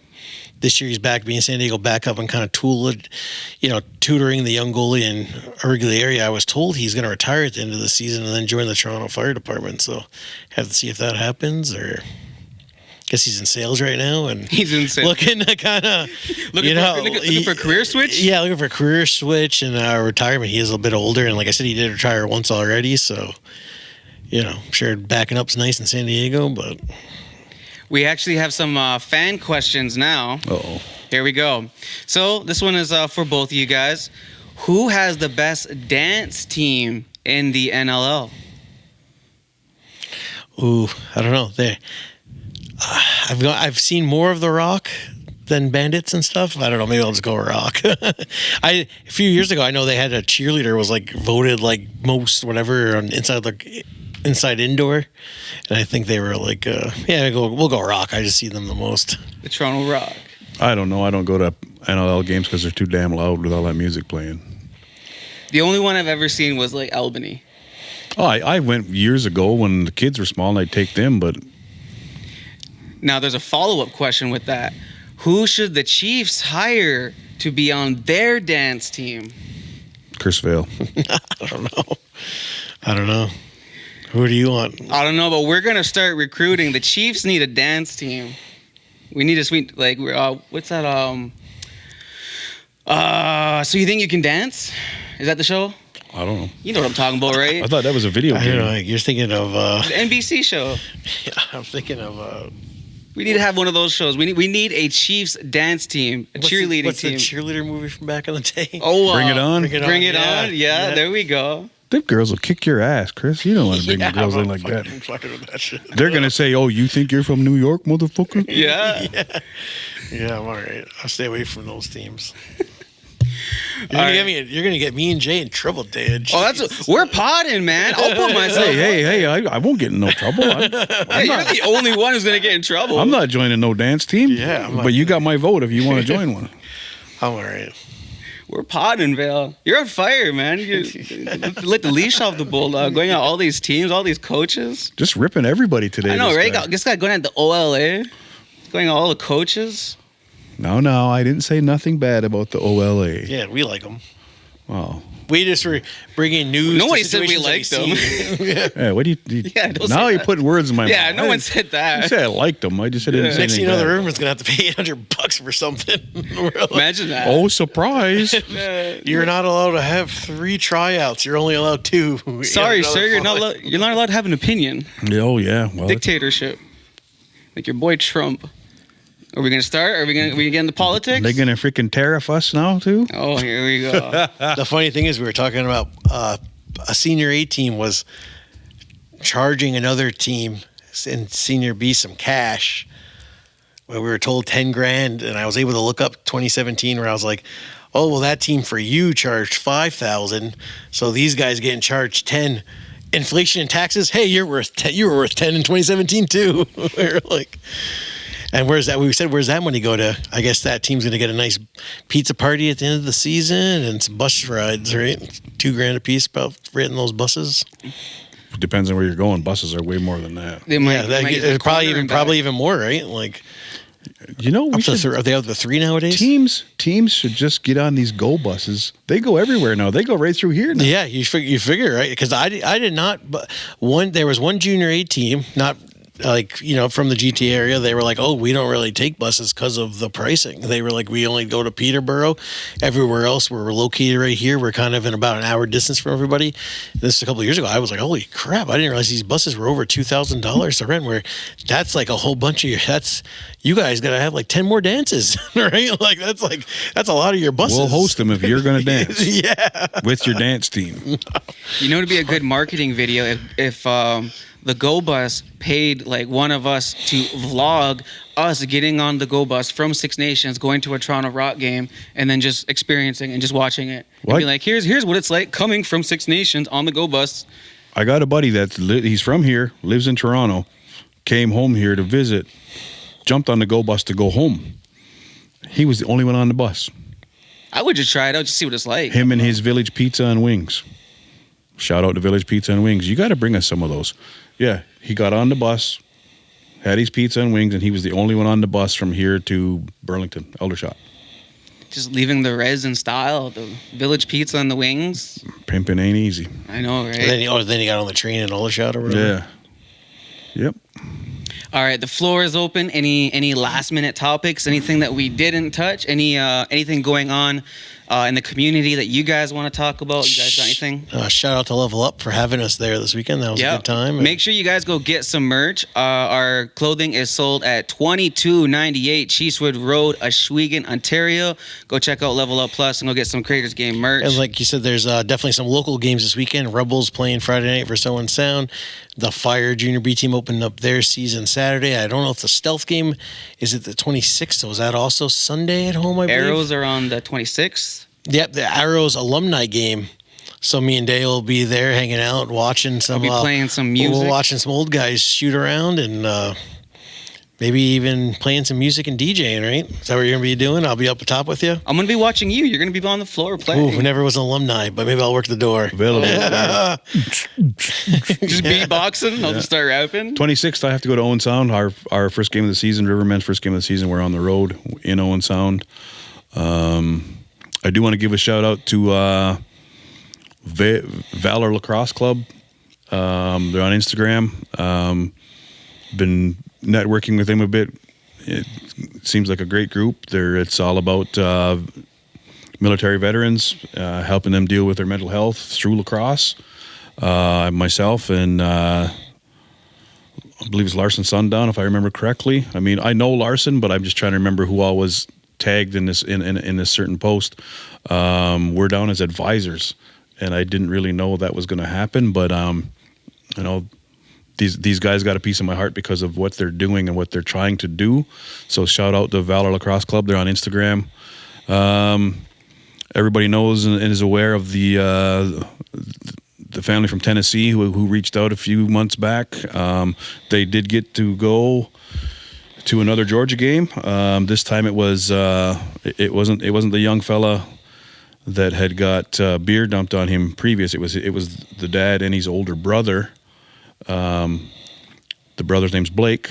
They got to go to a Georgia Swarm game against Halifax. They got to meet Warren. They got to meet Tyson Bell. They got to sit on the Georgia Swarm bench during warm-up.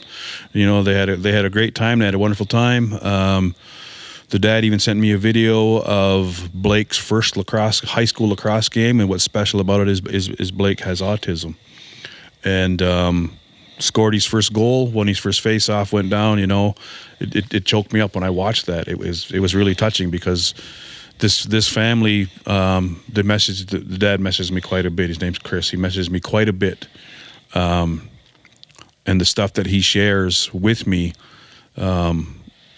he said he considers me a good friend now, and you know, much love that started through watching this podcast.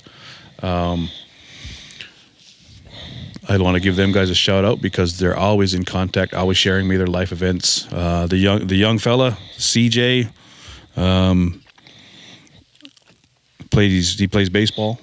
You know, his cerebral palsy and autism, plays baseball. I got pictures of that. They're Bigfoot enthusiasts, much like myself, so they're asking, you know, all kinds of questions. I communicate almost daily with these guys. I want to give them a shout out because they're great fans. They've shared our podcast with all of their friends in Tennessee. They basically got all their friends turned on to lacrosse, and they're huge Rivermen fans. They're huge Chiefs fans. Blake goes to a Georgia Swarm game with a Six Nations Snipers jersey on. Ooh, the Snipers out there? Yeah, they're huge fans. They're fans of the game. They're fans of the game as it's looked at with the same point of view that we look at it as. They look at it as a medicine game.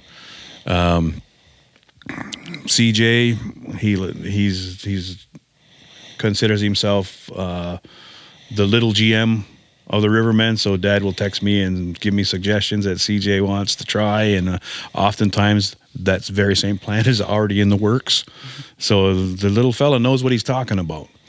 But I wanted to give a shout out to them guys. Shout out to the lacrosse world for reaching out and showing their sympathy and love for the Rivermen and for Cheryl. And you know, we got to move on, but she'll never be forgotten. Definitely, like I said, big loss, and it'll be sad not seeing her around the arena and this summer. Yeah, it's gonna be different. Like even at those like Rivermen parties and all that stuff. Like, who's gonna be who's gonna be doing all that? Like, 'cause like she was like the heart and soul. She was. So it's just, It's overwhelming to try to figure out who is going to do everything she did. Rivermen Dance, May 3rd, after our home opener. Just putting that filthy plug out there. ooh, May 3rd. Get ready. Going down at Yogi's. Yep, at the barn. Get Indeed. healed. Anything, Val? No, yeah, just be a good summer. We'll do some more stuff, and I know May's gonna be a busy month, but ready to let it roll. Yeah, and for everybody out there listening, if you want to, get involved in anything that we're doing, you can go to beyondpryde.com. That's Pryde spelled Pryde. Make sure you go buy some merch. Stop by Level Up Level Up Plus, 2298 Chiefswood Road. Grab some Creators Game merch. If you want to contribute to Project Pryde, go to beyondpryde.com/Project Pryde. We have a lot of workshops for film, media, and tech for First Nation students here on Six Nations. There's a lot of cool things going on. May 31st in Ganawagi, we will be in you. Oh, yeah. That sounded kind of sexy. Oh, yeah. Even got the girth in the voice. Yeah. We're potting, man. Bring us to a community near you. Look at Vale. You shocked him with that one. You can't shock Vale. He is the shocker. You didn't see the look on it. He's the shocker. He is. All right, guys. That was the Creators Game, episode 26. Until next time, I'm out of here. Peace.